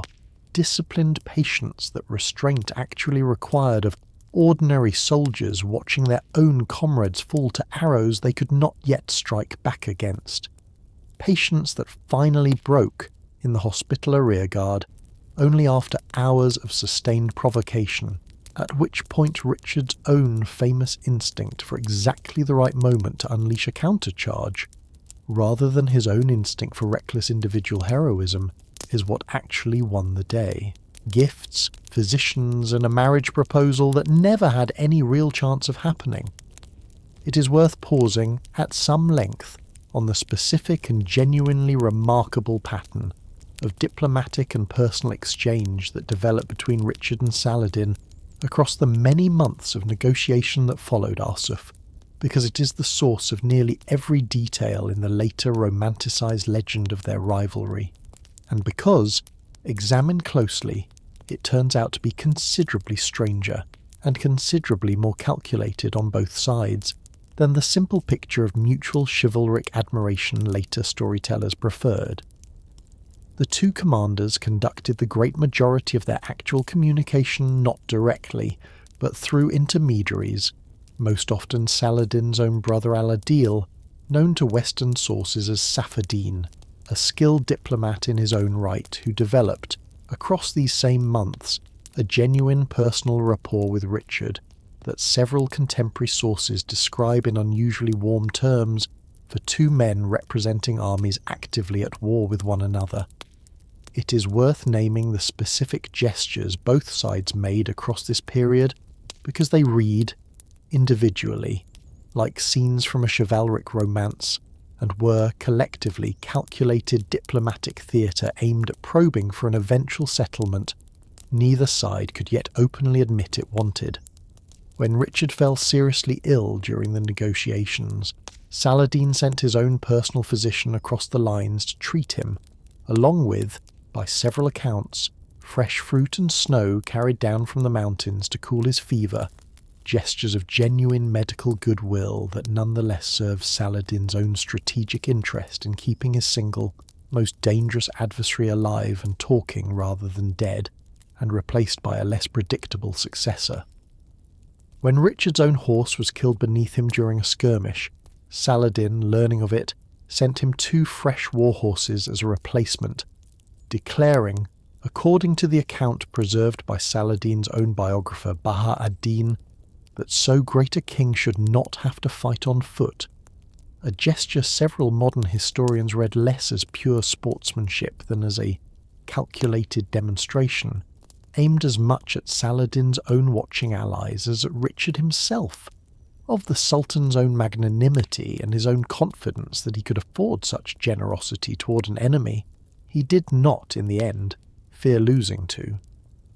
It is worth pausing too on the single strangest diplomatic proposal of the entire war, floated by Richard himself in the autumn of 1191, that his own widowed sister Joan, formerly Queen of Sicily, should marry Saladin's brother Al-Adil, with the newly married couple to be jointly granted rule over Jerusalem itself, Christian and Muslim holy sites alike placed under a single dynastic house that could, in theory, satisfy both sides' religious claims to the city at once. A proposal Saladin, according to Baha ad-Din's own account, received with real interest and even encouraged Al-Adil to consider seriously, and that collapsed almost immediately once Joan herself, informed of the plan, refused outright to marry a Muslim ruler regardless of any political logic attached to the arrangement, and once, by several accounts, both Richard's own crusading allies and Saladin's own religious advisers made clear that neither side's own devout core following would actually tolerate such an arrangement regardless of what either monarch personally thought of it. It is worth pausing on how quickly this proposal died, because it tells us something genuinely important about the actual limits of the goodwill both men were capable of extending to one another, real and useful, and occasionally even personally warm, but never once strong enough to override the deeper religious and political commitments that had brought both of their armies to this coastline in the first place, Jerusalem within sight, and the single decision that ended any real chance of retaking it. It is worth pausing, before we follow this campaign to its actual conclusion, on the two occasions across the following year when Richard's own army marched close enough to Jerusalem that its soldiers could reportedly see the city's own walls in the distance, and on the two occasions Richard, in both cases, chose to turn back rather than actually attempt a siege, a decision his own soldiers, by several accounts, received with open weeping and open anger. So close had they come, after years of campaigning, to the actual physical goal the entire crusade had been preached to achieve. Richard's own reasoning, preserved across several contemporary accounts, and generally accepted by modern historians as sound, was coldly practical rather than any failure of nerve, that even if his own army succeeded in taking the city by siege, it lacked the manpower to actually hold it afterward, once the great majority of the Crusaders, their own vows fulfilled, sailed home, leaving whatever small garrison remained to face the same fate the kingdom's previous defenders had faced at Hattin, an outnumbered force in an indefensible position, surrounded by a hostile and considerably larger Muslim population, and Richard, whatever his own personal reputation for reckless aggression, proved, on this specific and enormously consequential question, considerably more strategically clear-eyed than the romantic legend of the Lionheart usually gives him credit for. It is worth naming the single detail from these two aborted marches that later writers have returned to most often, because it captures something genuinely real about the emotional toll of coming this close and turning back. During the second advance, in the early summer of 1192, Richard's own army came within sight of Jerusalem's walls at a hilltop position several sources call Beit Nuba, close enough that a rider could reach the city within a single morning, and it was here, according to an account preserved by the chronicler Ambrose, who travelled with Richard's own army and recorded the campaign in vivid, verse-like Old French, that Richard himself offered the chance to climb to a vantage point from which the city itself would finally be visible, refused to look, reportedly covering his own face with his shield or his own cloak, rather than let himself see a city he had just decided he could not responsibly take, a gesture of self-denial several contemporaries record with real and obvious admiration, and one that has, in the 8th century since, become one of the single most repeated and most romanticised images of the entire crusade. A king close enough to touch his own war's stated purpose, and disciplined enough to turn away from it rather than lead his own men into a victory he knew could not be held. It is worth naming too how differently his own soldiers received this same decision. Several accounts describing open weeping among the rank and file, men who had sailed across the length of the Mediterranean, buried friends and brothers in the mud outside Acre, and marched the length of a burning coastline specifically to reach this one city, now being told to turn around within a single day's ride of its gates,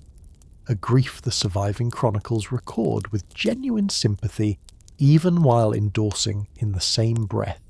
the cold strategic logic that made Richard's decision the right one. It is worth pausing too on the specific and genuinely dramatic battle that punctuated the final months of this long, grinding, and increasingly indecisive campaign, the defence of Jaffa in the summer of 1192, when Saladin, attempting to reverse the string of coastal losses his own army had suffered since Arsuf, besieged and very nearly captured the town before Richard, arriving by sea with a hastily assembled relief force numbering, by several accounts, barely a few thousand men, landed directly onto the beach under fire and drove Saladin's own considerably larger besieging force back from the walls in a battle. Several contemporary chroniclers on both sides describe with genuine awe at Richard's own personal recklessness, wading ashore, by one particularly vivid account still in his own ship's boots before his own army had even fully disembarked, and it is worth naming too the smaller and stranger coda to this same battle a few days later, when Saladin's own forces launched a surprise dawn attack on Richard's own considerably smaller camp outside Jaffa, and Richard,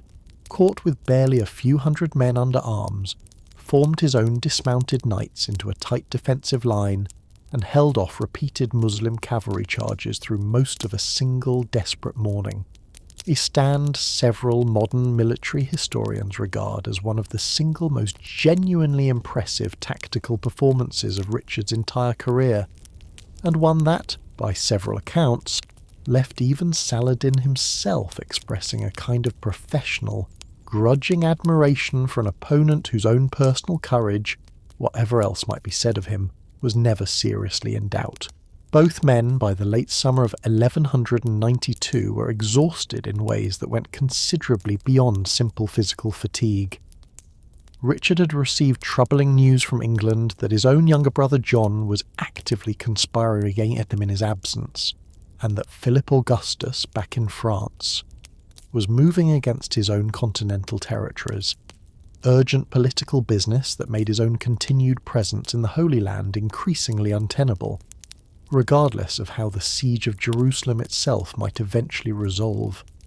While Saladin's own army, drawn from across Egypt, Syria and Mesopotamia,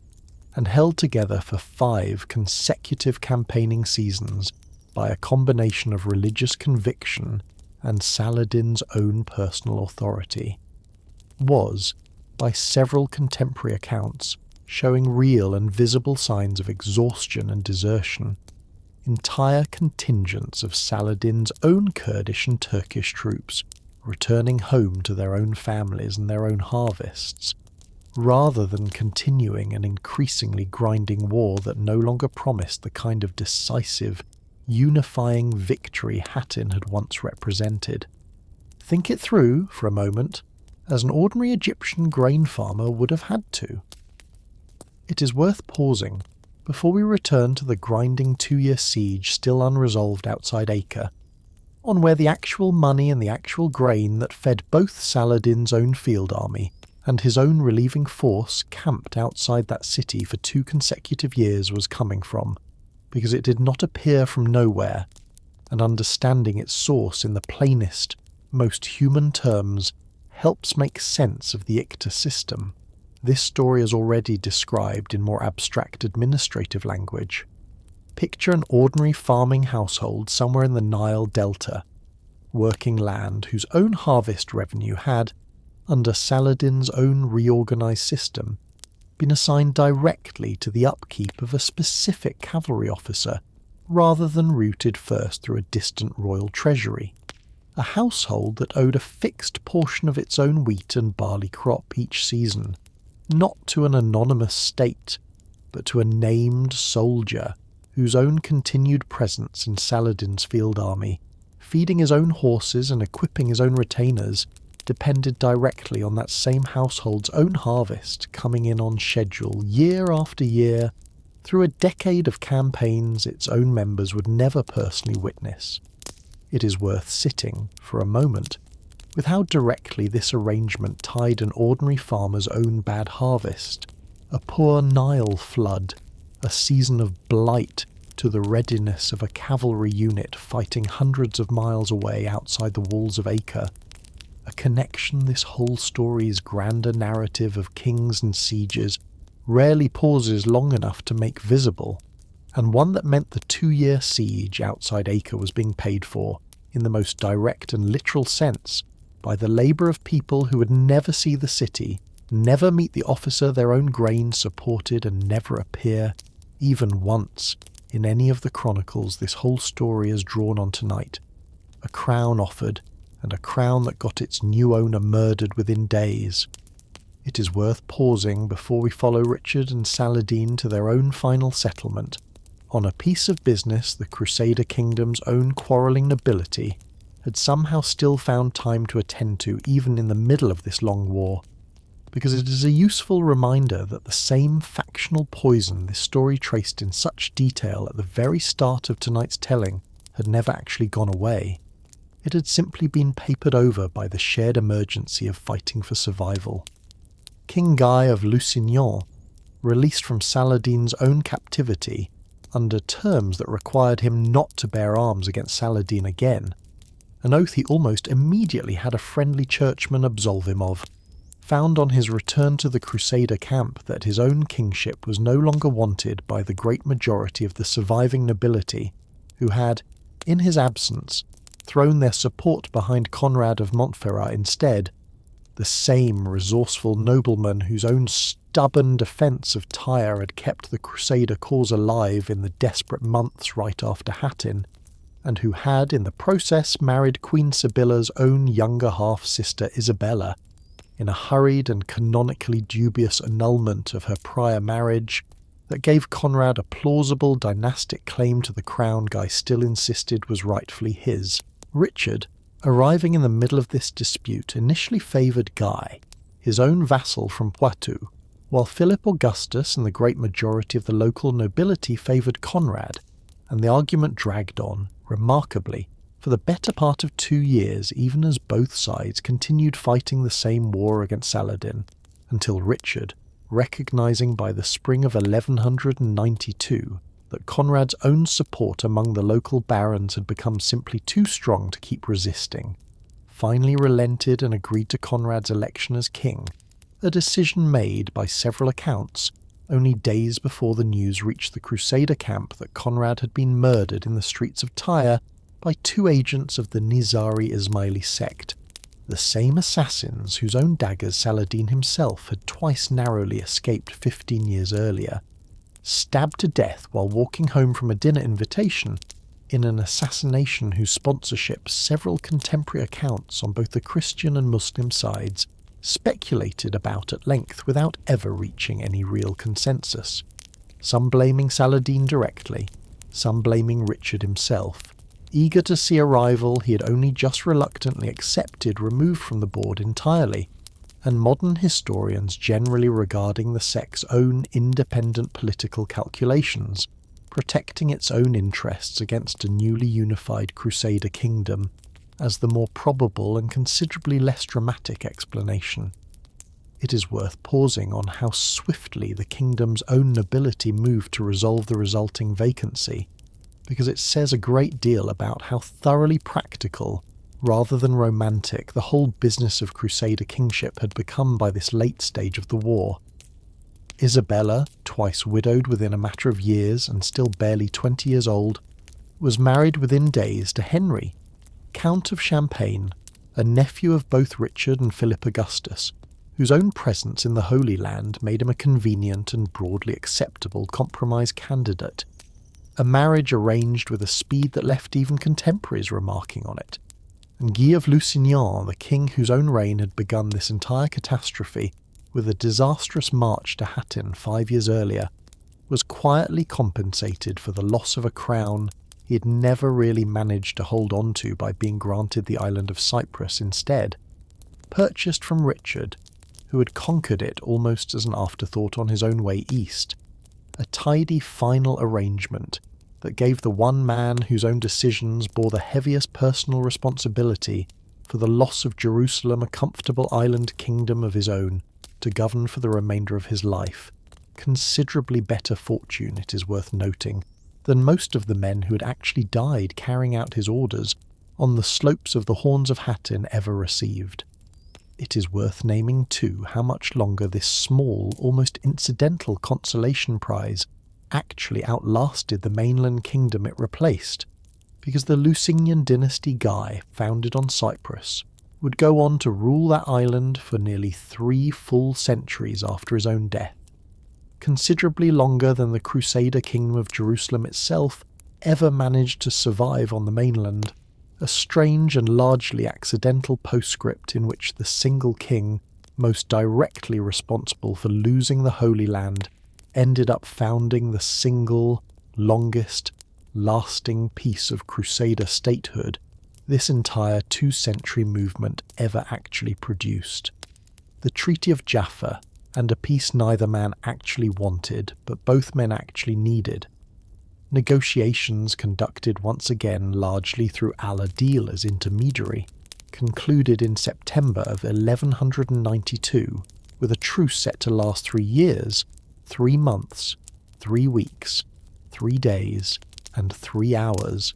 a deliberately symbolic span several sources suggest was chosen to invoke the number 3's own auspicious associations in both the Christian and Islamic traditions,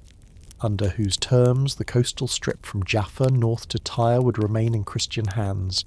Jerusalem itself would remain under Muslim control, and, in the single provision that mattered most to the tens of thousands of ordinary pilgrims this entire war had, at bottom, always been fought over, unarmed Christian pilgrims would be guaranteed safe and unmolested access to the Holy City to visit its churches and its holy sites, a right several contemporary accounts describe pilgrims exercising almost immediately, streaming into Jerusalem in the treaty's first weeks to visit the Church of the Holy Sepulchre, under the explicit protection of the very Sultan whose army had taken the city from them 5 years earlier. It is worth naming one final time the single object whose absence from these negotiations tells its own quiet story, the fragment of the true cross captured at Hattin, which Richard, across the entire course of his own negotiations with Saladin, repeatedly demanded returned as a condition of any lasting peace, and which Saladin, whatever became of it in his own treasury in the years since its capture, never actually produced, the surviving record simply going quiet on the relic's own fate somewhere in the years between 1187 and the final treaty, with no contemporary account on either side ever recording what ultimately became of it, whether it was destroyed, lost, quietly broken apart and distributed,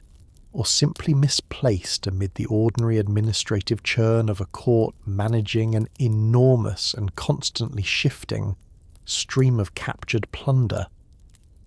It is worth sitting with that particular loss for a moment,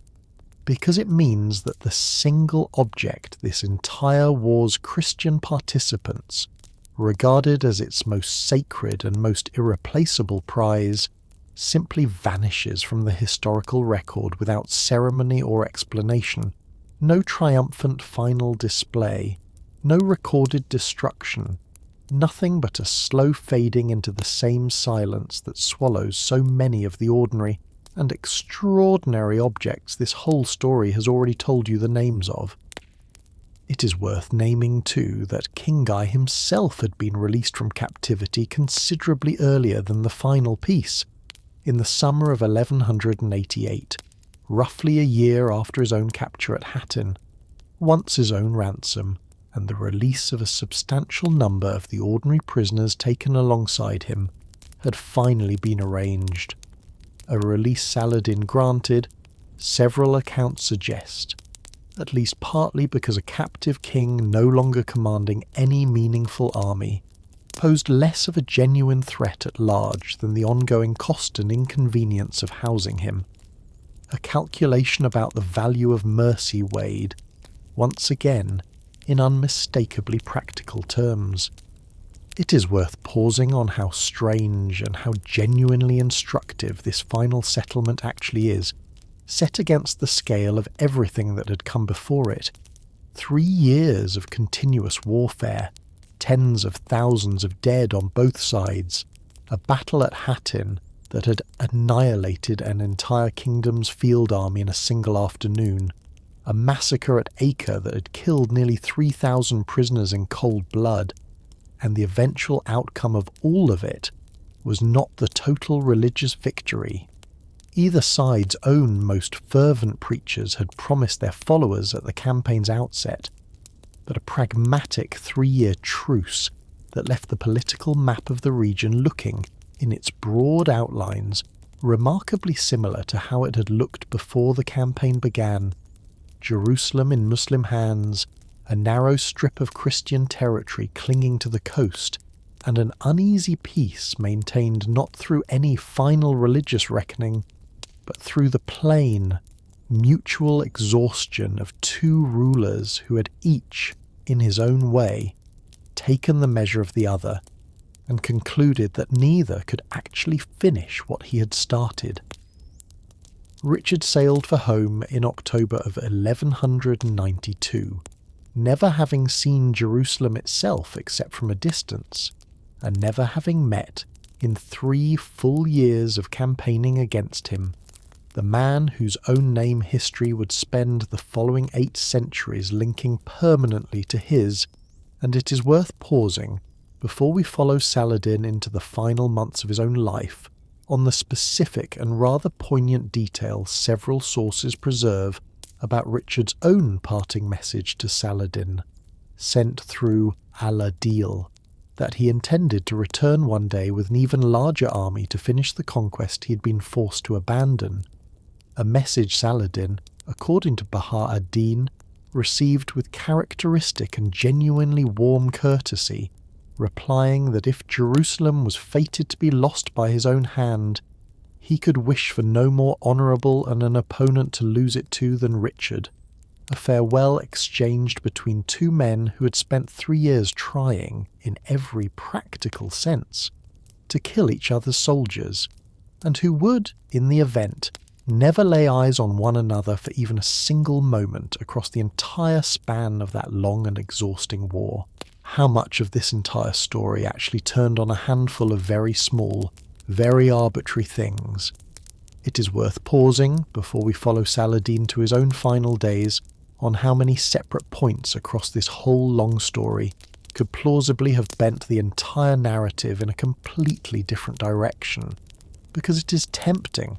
looking backward from the vantage point of a man who died the unquestioned unifier of the Muslim Near East,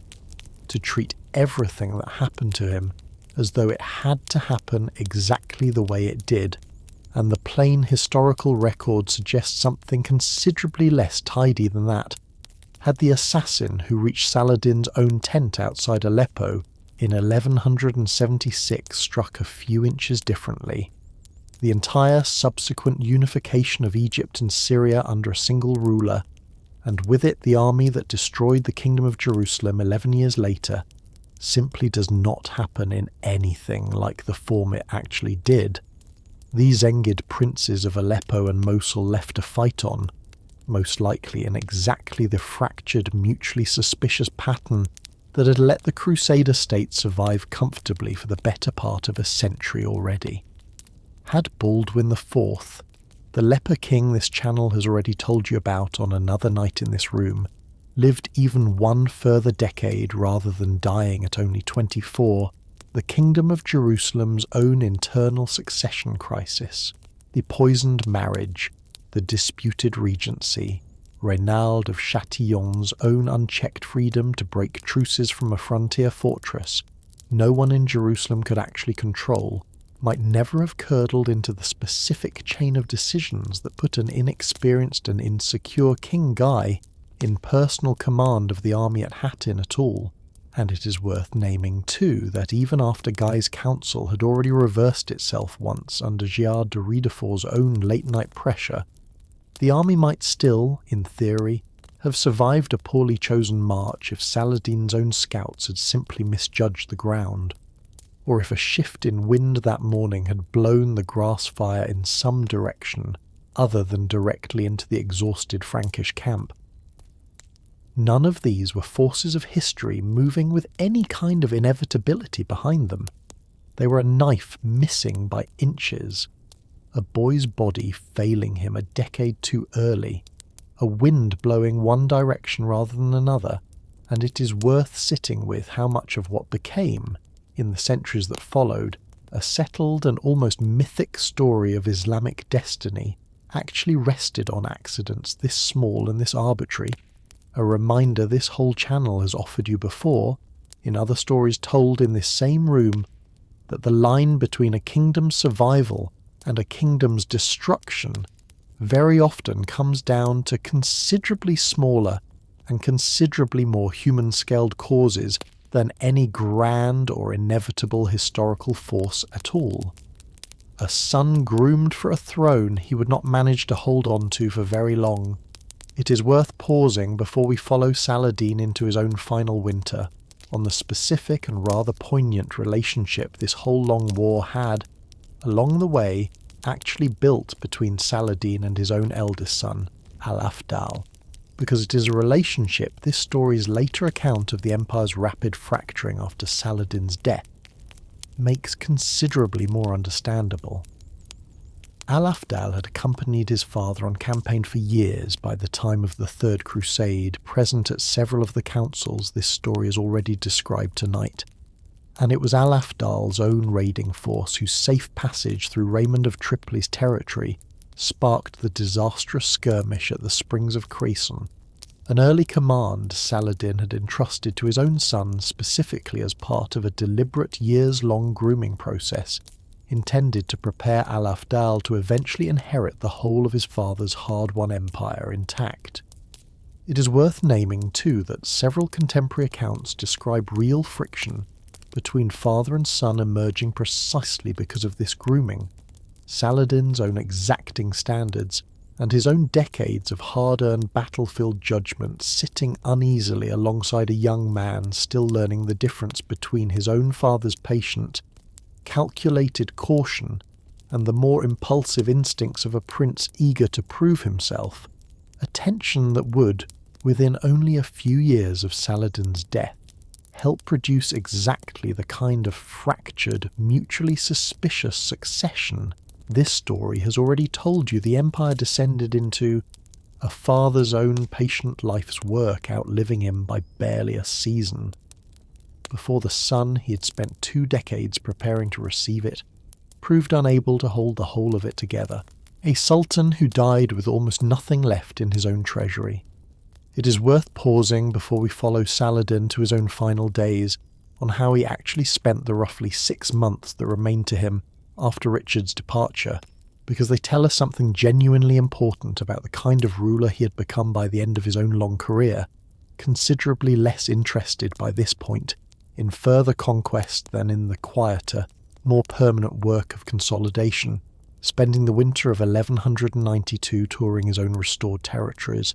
receiving petitioners, funding the reconstruction and refortification of Jerusalem's own walls, which he had partially demolished during the siege 5 years earlier, and now rebuilt in anticipation of exactly the kind of renewed Christian assault Richard had promised him, and endowing, in city after city across his own domain,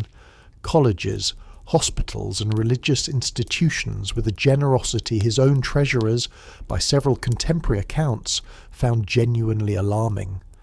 It is worth naming plainly the specific and rather remarkable detail Baha ad-Din records about the actual state of Saladin's own personal finances at the moment of his death,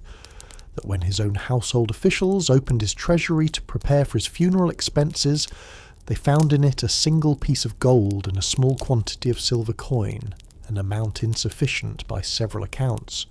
to even properly cover the cost of his own burial, a genuinely startling fact for a man who had, across the preceding 2 decades, commanded the combined agricultural wealth of Egypt, the trade wealth of Damascus and Aleppo, and the plunder of dozens of captured cities. And it is worth pausing on why this was so, because the answer, preserved consistently across every account written by men who actually knew him, was not incompetence or mismanagement, but simple, sustained, and apparently entirely genuine personal generosity.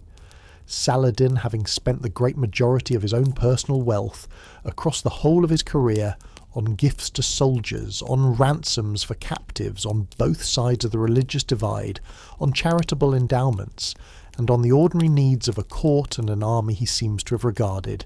in some genuinely deep and consistent way, as more deserving of his own resources than he himself was. It is worth pausing, before we follow him into that final illness, on what the Damascus he returned to that winter would actually have looked and sounded like to him, a city he had first entered as a young officer in his uncle's service nearly 3 decades earlier, and that had, by this point, become as close to a settled home as a man who had spent the great majority of his adult life on campaign ever really had.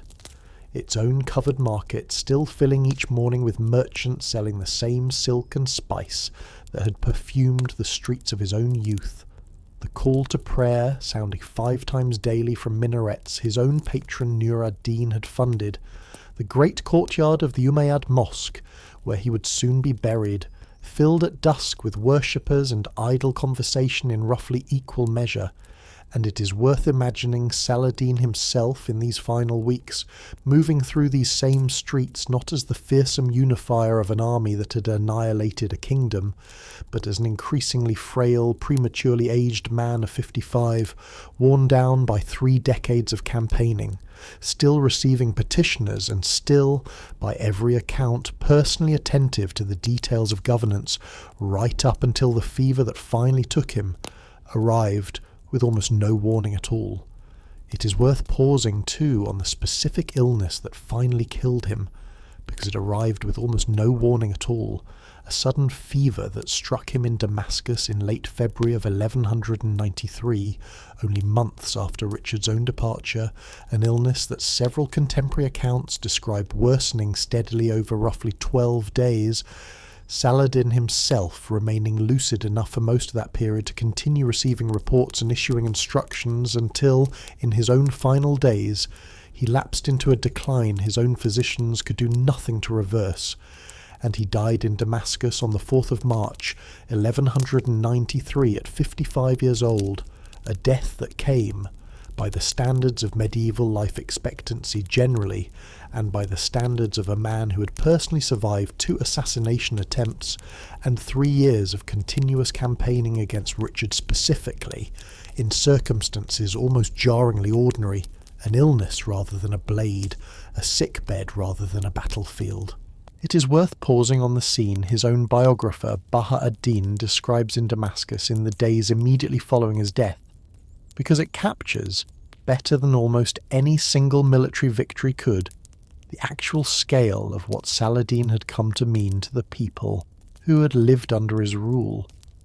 The city's own population, according to this account,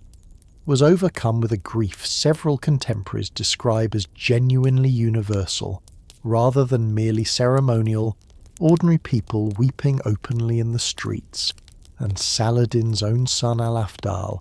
discovering his father's own empty treasury, was forced to borrow money simply to cover the costs of a funeral, appropriate to a man who had, only weeks earlier, ruled the single largest unified Muslim state the region had seen in generations, and Saladin was buried in a modest mausoleum built adjoining the Umayyad Mosque in Damascus, a tomb that remains there still today, visited across the centuries since by a steady stream of pilgrims and, in the modern era, ordinary tourists, a considerably quieter final resting place than the scale of his own historical reputation might otherwise suggest. Let us walk back one more time through the whole of the road that got him there. A boy born in exile on the night his own father's household was cast out of a citadel on the Tigris,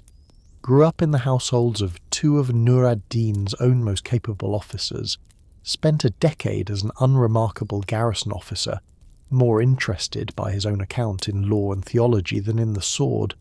was pulled south into Egypt 3 separate times at his uncle's side, inherited a vizierate almost by accident when nobody expected the quiet junior officer to actually hold real power for long,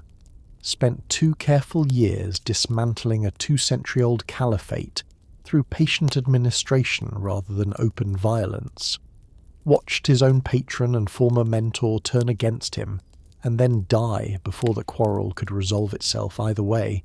seized Damascus within months, spent 12 consecutive years fighting his own coreligionists city by city across Syria and Mesopotamia, survived 2 assassination attempts that came within inches of ending the entire story before it had properly begun, built colleges and a citadel and a tax system alongside every siege, finally secured after a full decade the unified army. His whole career had been quietly assembling the conditions for, watched one reckless frontier lord hand him the exact pretext he needed, destroyed an entire kingdom's field army in a single burning afternoon beside 2 volcanic hills, executed the one man he had sworn to kill while sparing nearly everyone else who knelt before him, opened Jerusalem's own gates without the massacre every precedent told him to expect, spent the next 5 years first expanding and then defending everything he had won against a fresh wave of Christian kings, fought the one Christian commander whose own name would end up permanently linked to his, never once met that man face to face across 3 full years of war, agreed to a truce that gave neither side the total victory either had originally wanted, spent his own final winter giving away nearly everything he had left to soldiers and scholars and the poor, and died in a modest room in Damascus with a single coin to his name. It is a very long road for a story that so often gets compressed, in the popular imagination, down to a single afternoon at Jerusalem's gates, and it is worth having walked the whole of it together tonight before we let it go. Both hands held open at once. It is worth pausing before we bring tonight's long story to its close on the specific and genuinely difficult work of holding the whole of Saladin's own life in view at once, rather than letting either the flattering legend or the harsher revisionist correction fully win out over the other, because both versions of this man were, in the plainest and most literal sense, true of him simultaneously. There was the Saladin who fought, across 12 consecutive years, a long, patient, and often quite ruthless war of conquest against fellow Sunni Muslims, who besieged cities whose populations shared his own faith and his own language, whose rise to power was built as much on calculated marriages and political manoeuvring as on any purely religious conviction, and whose court propaganda, however sincerely felt, was deployed with a consistency and a sophistication that a man merely acting on impulse could never have sustained across 3 full decades. There was the Saladin who fled Monkhisar bareback on a borrowed camel, who came within inches of an assassin's blade on 2 separate occasions, whose own Egyptian vizierate began almost by accident as a compromise candidate nobody expected to actually hold power, and whose own empire, for all its own careful construction, took barely 7 years after his death to begin fracturing into exactly the kind of rival, mutually suspicious principalities he had spent his entire career trying to overcome, a reminder that even his own greatest and most enduring achievement, Muslim political unity itself, proved to be considerably more fragile and considerably more dependent on his own singular personal authority than the finished, monumental version of his legacy usually lets on. And there was, existing in the very same body across those same 3 decades, the Saladin who spared Jerusalem's population a massacre his own army had every precedent and every ordinary human incentive to carry out,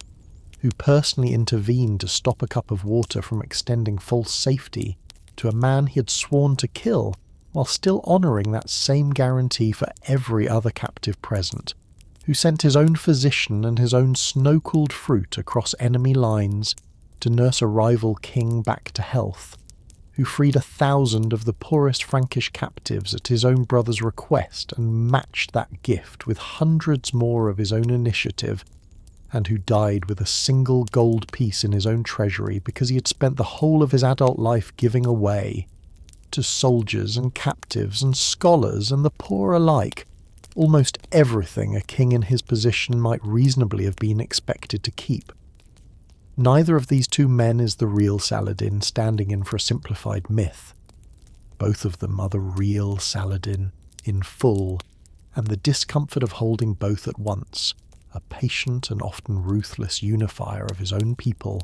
alongside a genuinely merciful conqueror of his enemies, is, we think, considerably more honest and considerably more useful than the version of this story that resolves so neatly into either a saint or a strategist and stops there. It is worth pausing before we finally let this whole complicated portrait rest on the smaller, quieter details Baha ad-Din's own close, day-to-day proximity to Saladin preserved, because it is in these small details, considerably more than in any single battle or any single treaty, that something like the actual private man comes through. Baha ad-Din records that Saladin maintained his own 5 daily prayers with real consistency, even through his own final illness, propped up in his own sickbed when he could no longer kneel unassisted, and that he wept more than once in front of his own attendants, on one occasion at the news that a Frankish woman had come to his own camp, searching for a stolen infant daughter, sold into slavery somewhere in the confusion of the recent fighting, a story Baha ad-Din records Saladin responding to, not with the calculated propaganda-conscious mercy of the scenes at Jerusalem's gates, but with what reads, even across the considerable distance of a devoted courtier's own account, like simple, immediate human grief, ordering his own officials to search the markets until the child was found, and personally paying for her return to her mother's arms. A gesture that generated, as far as the surviving record shows, no particular political advantage for Saladin at all, since it occurred well outside the notice of the wider Muslim or Christian public, whose opinion his own more famous acts of mercy were so carefully calibrated to shape. It is worth naming, too, the considerably more ordinary and considerably more human weaknesses Baha ad-Din records, alongside these moments of genuine feeling that Saladin struggled across nearly the whole of his adult life, with recurring bouts of illness his own physicians never fully diagnosed, that he suffered from insomnia severe enough that his own attendants grew accustomed to being summoned for conversation in the small hours of the night when sleep would not come, and that he retained right up until his final illness the same quiet, almost bookish love of poetry and religious scholarship that had marked him as a young officer more interested in law than in the sword, reportedly keeping scholars and reciters of poetry close at hand even during active military campaigns, men whose company he seems to have valued as genuinely as he valued any of his own generals. None of this changes the plain fact of the 12 years he spent making war on his own core religionists, or the calculated public theatre of even his own most celebrated acts of mercy, and it should not be allowed to soften those facts into something more comfortable than they actually were. But it is worth holding this quieter, more private man in view alongside the public conqueror, a man who wept over a stranger's stolen child, and who could not sleep through an ordinary night, because it is a reminder that even the figures of history eventually flattens into legend on both extremes. Saint or conqueror spent their actual lived lives inside bodies that got sick and grieved over things no chronicler needed them to grieve over, and stayed awake some nights for reasons no treaty or battle report will ever fully explain to us. It is worth naming too the specific and rather striking asymmetry in how Saladin's own reputation actually travelled across the centuries that followed his death, because it did not settle where you might expect. Within the Muslim world, his own immediate reputation was, for a time, genuinely mixed, his own empire fracturing into competing claims among his surviving sons and his brother Al-Adil almost immediately after his death, a fracturing several contemporaries pointed to as evidence that Saladin's own famous unity had always depended more heavily on his own personal authority than on any lasting institutional foundation, and it would take the rise of a very different kind of enemy, the Mongol invasions of the following century and later still the modern era's own political movements, to fully resurrect Saladin as the specific kind of unifying anti-colonial hero later generations across the Arab and broader Muslim world would come to celebrate him as. Within the Christian West, by contrast, Saladin's reputation, filtered through Richard's own chroniclers and through the strange cross-cultural chivalric romance that grew up around their unmet rivalry, remained consistently, almost uninterruptedly admiring for the whole of the following 8 centuries, Dante placing him in the Divine Comedy among the virtuous pagans in limbo rather than in any deeper circle of hell, a genuinely remarkable act of respect from a 14th century Christian poet toward the Muslim conqueror of Jerusalem, and it is worth sitting with that particular irony for a moment,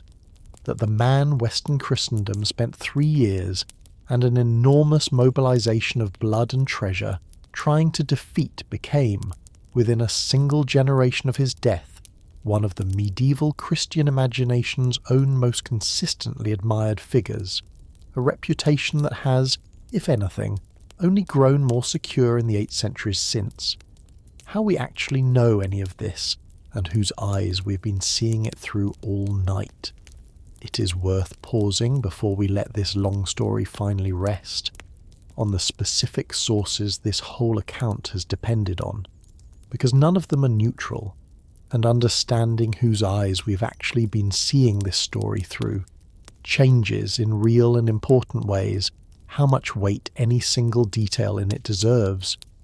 The great majority of the specific, intimate detail in Saladin's own story, the cup of water, the gifted horses, the physician sent across enemy lines, comes down to us through Baha ad-Din ibn Shaddad, a scholar who joined Saladin's own service in the final years of his life, who plainly and openly admired the man he served, and whose biography, however genuinely valuable as a first-hand account, reads at every turn like the work of a devoted subordinate, rather than a disinterested observer. It is worth naming too the actual title Baha ad-Din gave that biography, Al-Nawadir al-Sultaniyi, roughly translatable as the rare and excellent history of Saladin, a title that announces its own admiring purpose plainly in its very first words, and it is worth naming that Baha ad-Din structured the work specifically as a defence and celebration of his patron's character, organising much of it not by strict chronology but by virtue,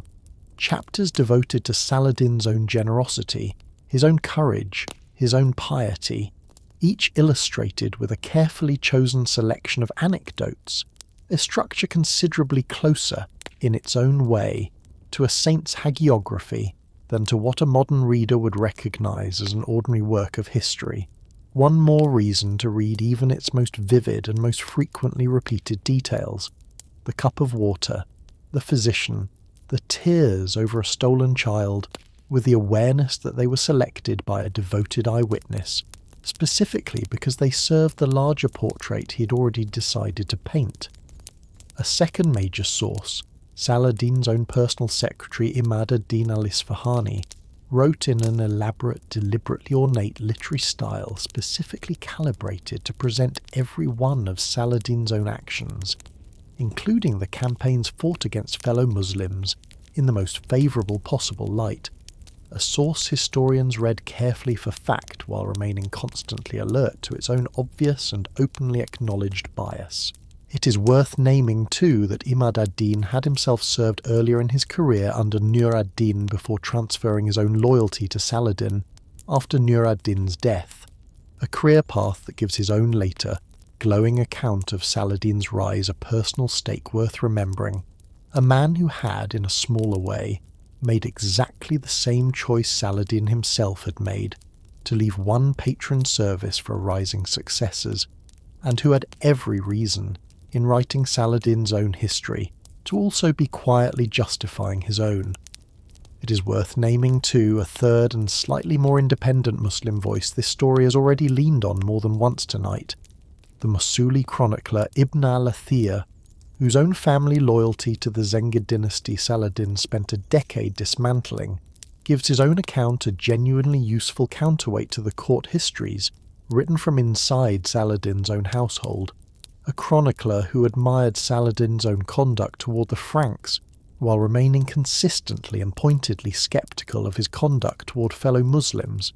a combination that makes him, in the judgment of a great many modern historians, one of the single most balanced surviving witnesses to this entire period,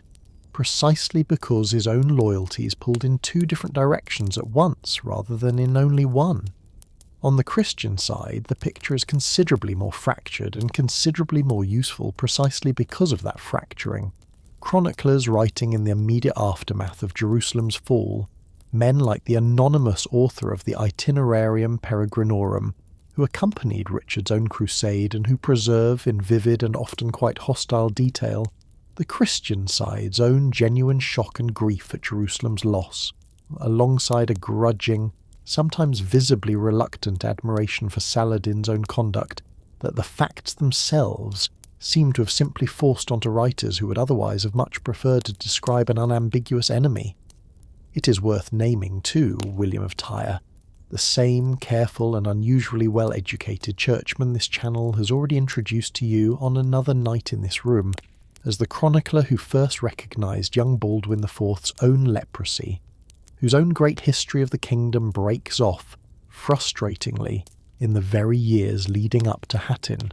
leaving the single most catastrophic decade of the kingdom's own existence to be covered instead by a range of considerably less careful anonymous continuators, men working in Old French, rather than William's own polished Latin, whose own accounts, while genuinely valuable, lack the same close, informed access to the royal court that made William's own earlier chapters so unusually reliable, a real and lasting loss to the historical record that leaves the exact internal deliberations of Guy's own final,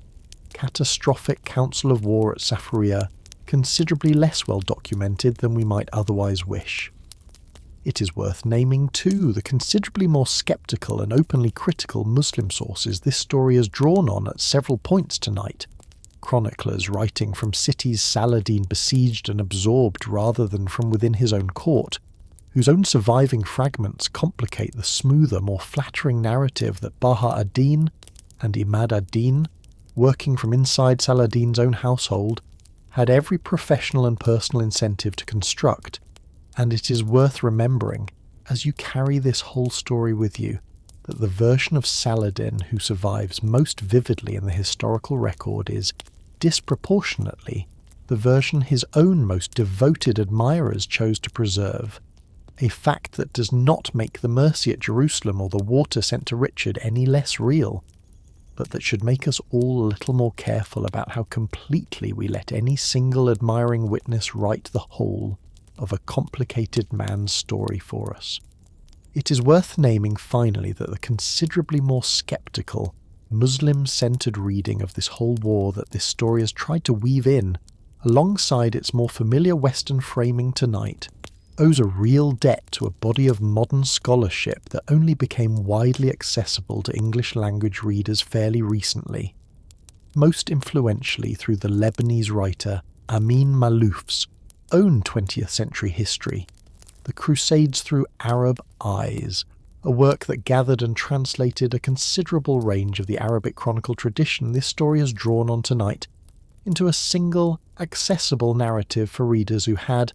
until that point, generally encountered this entire two-century conflict almost exclusively through the eyes of the chroniclers who rode with Richard, rather than the ones who rode with Saladin,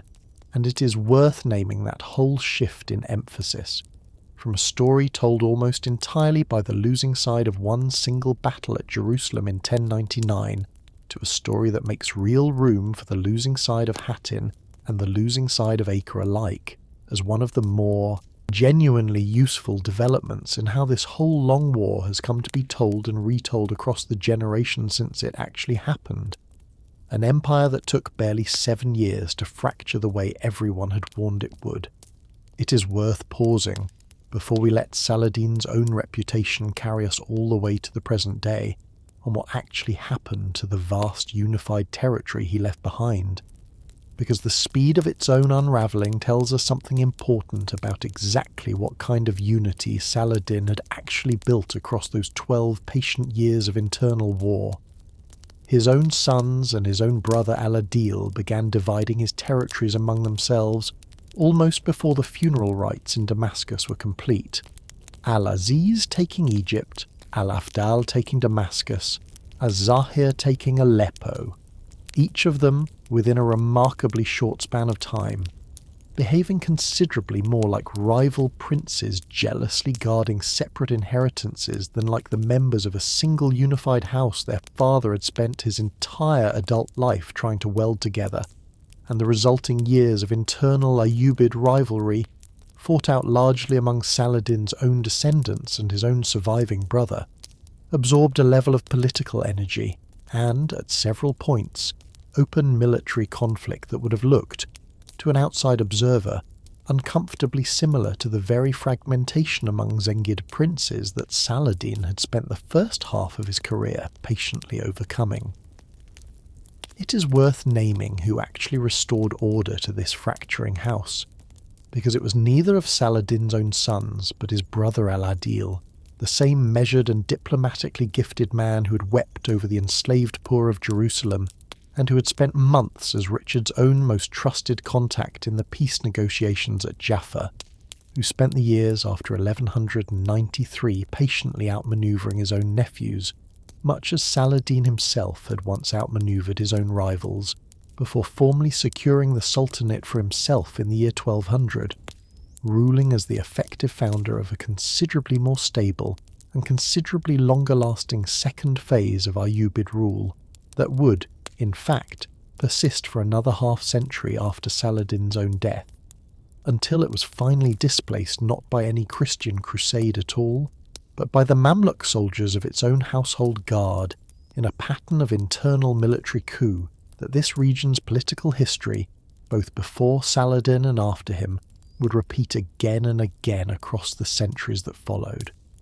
It is worth sitting for a moment with the plain irony that the great unifier's own most direct and most lasting legacy in the years right after his death was not the unity he had built, which fractured within months, but the family member patient enough and diplomatically skilled enough to eventually put a version of it back together, using, in the end, almost exactly the same methods of careful marriage, patient consolidation, and calculated mercy that Saladin himself had spent a lifetime perfecting. It is worth naming, too, what eventually became of the small, narrow coastal remnant of the Kingdom of Jerusalem that the Treaty of Jaffa had left standing, because its own ending, when it finally came exactly a century after Hattin, arrived without any of the drama or the mercy this story has spent tonight describing. That rump kingdom, its own capital, moved permanently from Jerusalem to Acre, and its own territory never again extending much beyond a scattering of fortified coastal towns, survived in increasingly reduced and increasingly dependent form for another 100 years, propped up across that century by intermittent waves of fresh crusading reinforcement from Europe,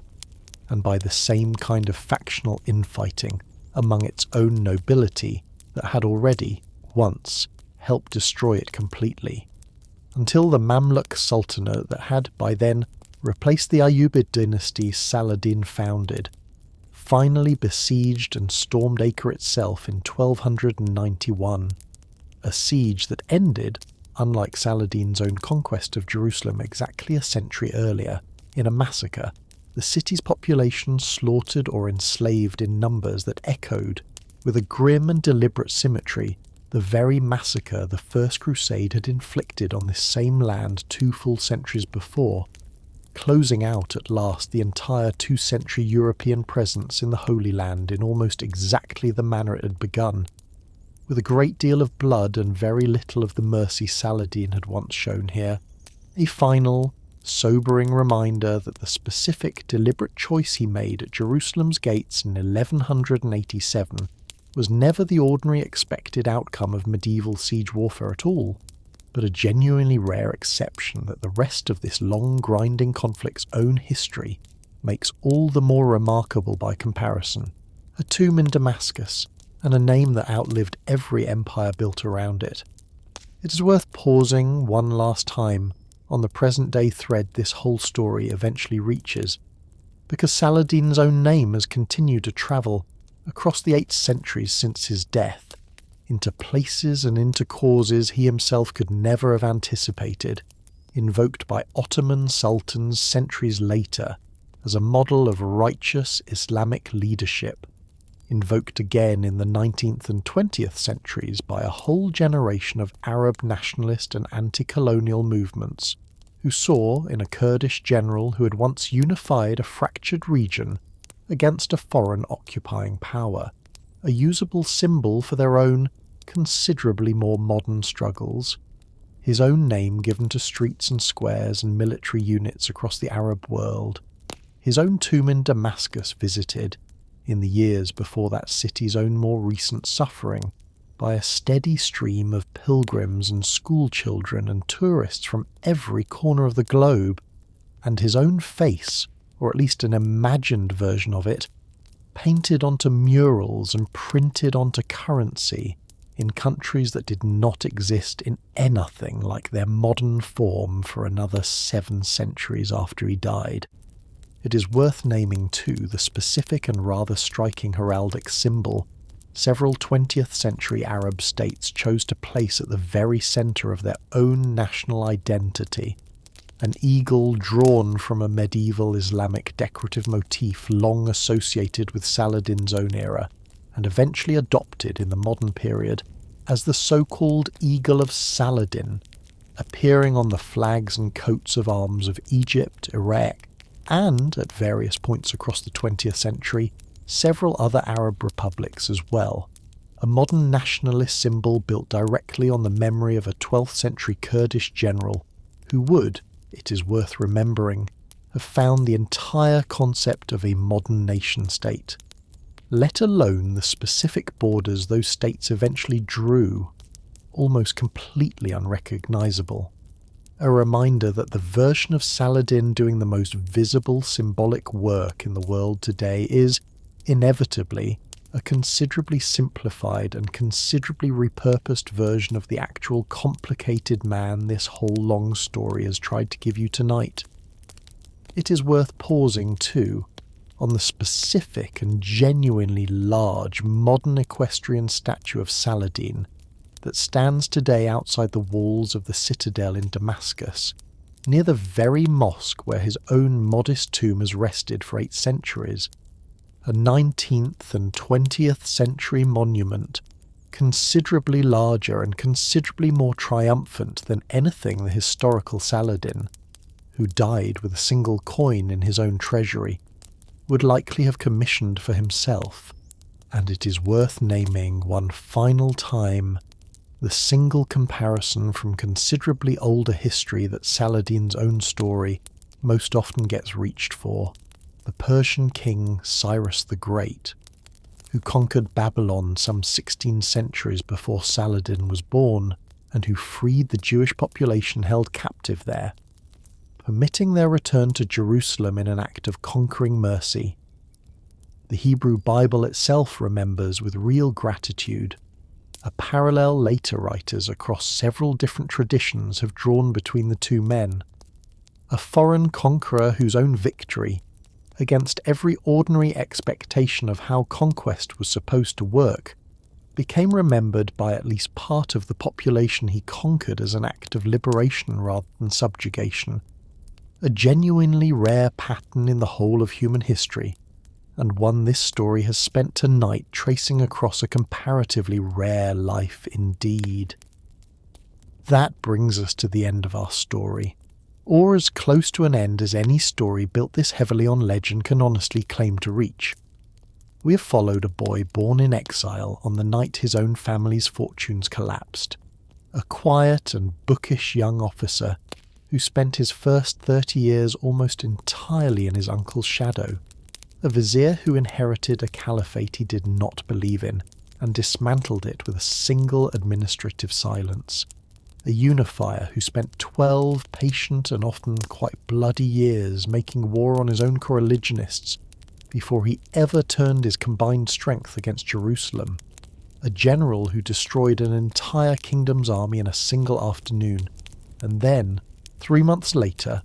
personally refused to let that same afternoon's cruelty define the peace that followed it, and finally a rival to the most famous knight in the whole of Western legend, a rival he never once met, and a rival whose own soldiers he treated again and again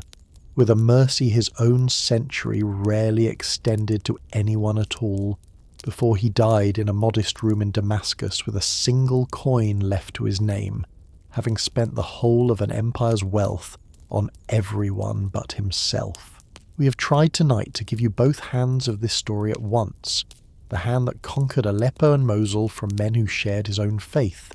and the hand that opened Jerusalem's gates without a single massacre. Because the whole and honest truth of a life this long, and this consequential, was never going to fit neatly into either the villain some medieval Christian writers occasionally needed him to be, or the flawless saintly unifier some later admirers, in every century since, have occasionally needed him to be instead. He was in the end simply a man, extraordinarily patient, extraordinarily capable, genuinely pious in ways his own actions bear out far more consistently than his own critics sometimes allow, and genuinely ruthless in ways his own most devoted admirers sometimes prefer not to dwell on, and it is that whole, complicated, unresolved portrait, we think, rather than either of the simpler legends built on top of it, that actually deserves to survive him. It is worth naming one very last time what actually happened to the city itself in the centuries after both of these men were gone, because Jerusalem didn't remain in Ayyubid hands for very long at all, passing within a few decades through a whole further sequence of conquerors, briefly restored to Christian hands for a short and largely peaceful interlude in the 13th century through negotiation rather than conquest, then lost again, then absorbed into the Mamluk Sultanate, then the Ottoman Empire, where it would remain for 4 full centuries, a city that has, across the whole of the roughly 900 years since Saladin rode through its gates without a massacre, changed hands so many times by treaty, by siege, by negotiation, by simple administrative transfer from one distant empire to another, that the single afternoon this story has spent so many hours on tonight is only one chapter, if an unusually well-remembered one, in a story of contested ownership that was old before either Richard or Saladin was born, and that has never, in all the centuries since, actually finished. That brings us to the true end of our story, or as close to an end as any story this heavily built on legend, and this heavily fought over across so many centuries, can honestly claim to reach. What actually survives of a life like Saladin's in the end is not the precise casualty count at Hattin, which no two contemporary chroniclers ever fully agreed on, nor the exact wording of a truce whose specific clauses most modern readers would find genuinely difficult to summarise from memory, but something considerably simpler and considerably more durable, the plain, remembered fact of a conqueror who had every reason to slaughter a defeated city and chose instead to let it walk free. A single choice repeated and embellished and occasionally distorted across 8 centuries of retelling, in poems, in paintings, in 19th century novels that invented meetings that never happened, in modern flags and modern statues built by nations that did not exist when he lived, until the actual, complicated 12 years at war with his own. People man underneath all of it became, for a great many people across a great many centuries and a great many faiths, something closer to a parable than a biography, a story people reach for less to learn precise history than to remind themselves that mercy, even in the middle of the ugliest and most prolonged of wars, has always remained a choice available to the people holding the sword, whether or not they ever actually choose it. Before we let you go tonight, if this long story kept you company through the dark, please consider subscribing. And if you'd like to help this small channel on its way toward 1,000 subscribers, that would mean more than you probably know. Every single one of you who joins us gets us a little closer, and if you feel like it, leave your own location and your own local time down in the comments, so that somewhere, tomorrow, a stranger scrolling through this same quiet corner of the internet can see how far this story actually travelled to reach you tonight. Thank you as always for spending these long, unhurried hours with me, whichever corner of the world you happen to be listening from tonight, whatever it is that is keeping you from sleep. Close your eyes now. Let the story settle over you the way the desert night once settled over a tent outside Jerusalem, quiet and vast and starlit above a war too tired to keep fighting, and let whatever is pressing on you tonight, whatever worry followed you into bed, grow smaller and quieter and further away, the way an empire that once stretched from the Nile to the Tigris eventually shrank down to a single modest tomb beside a mosque in Damascus, until it too is small enough to finally set down and let go of and rest. Good night and sweet dreams.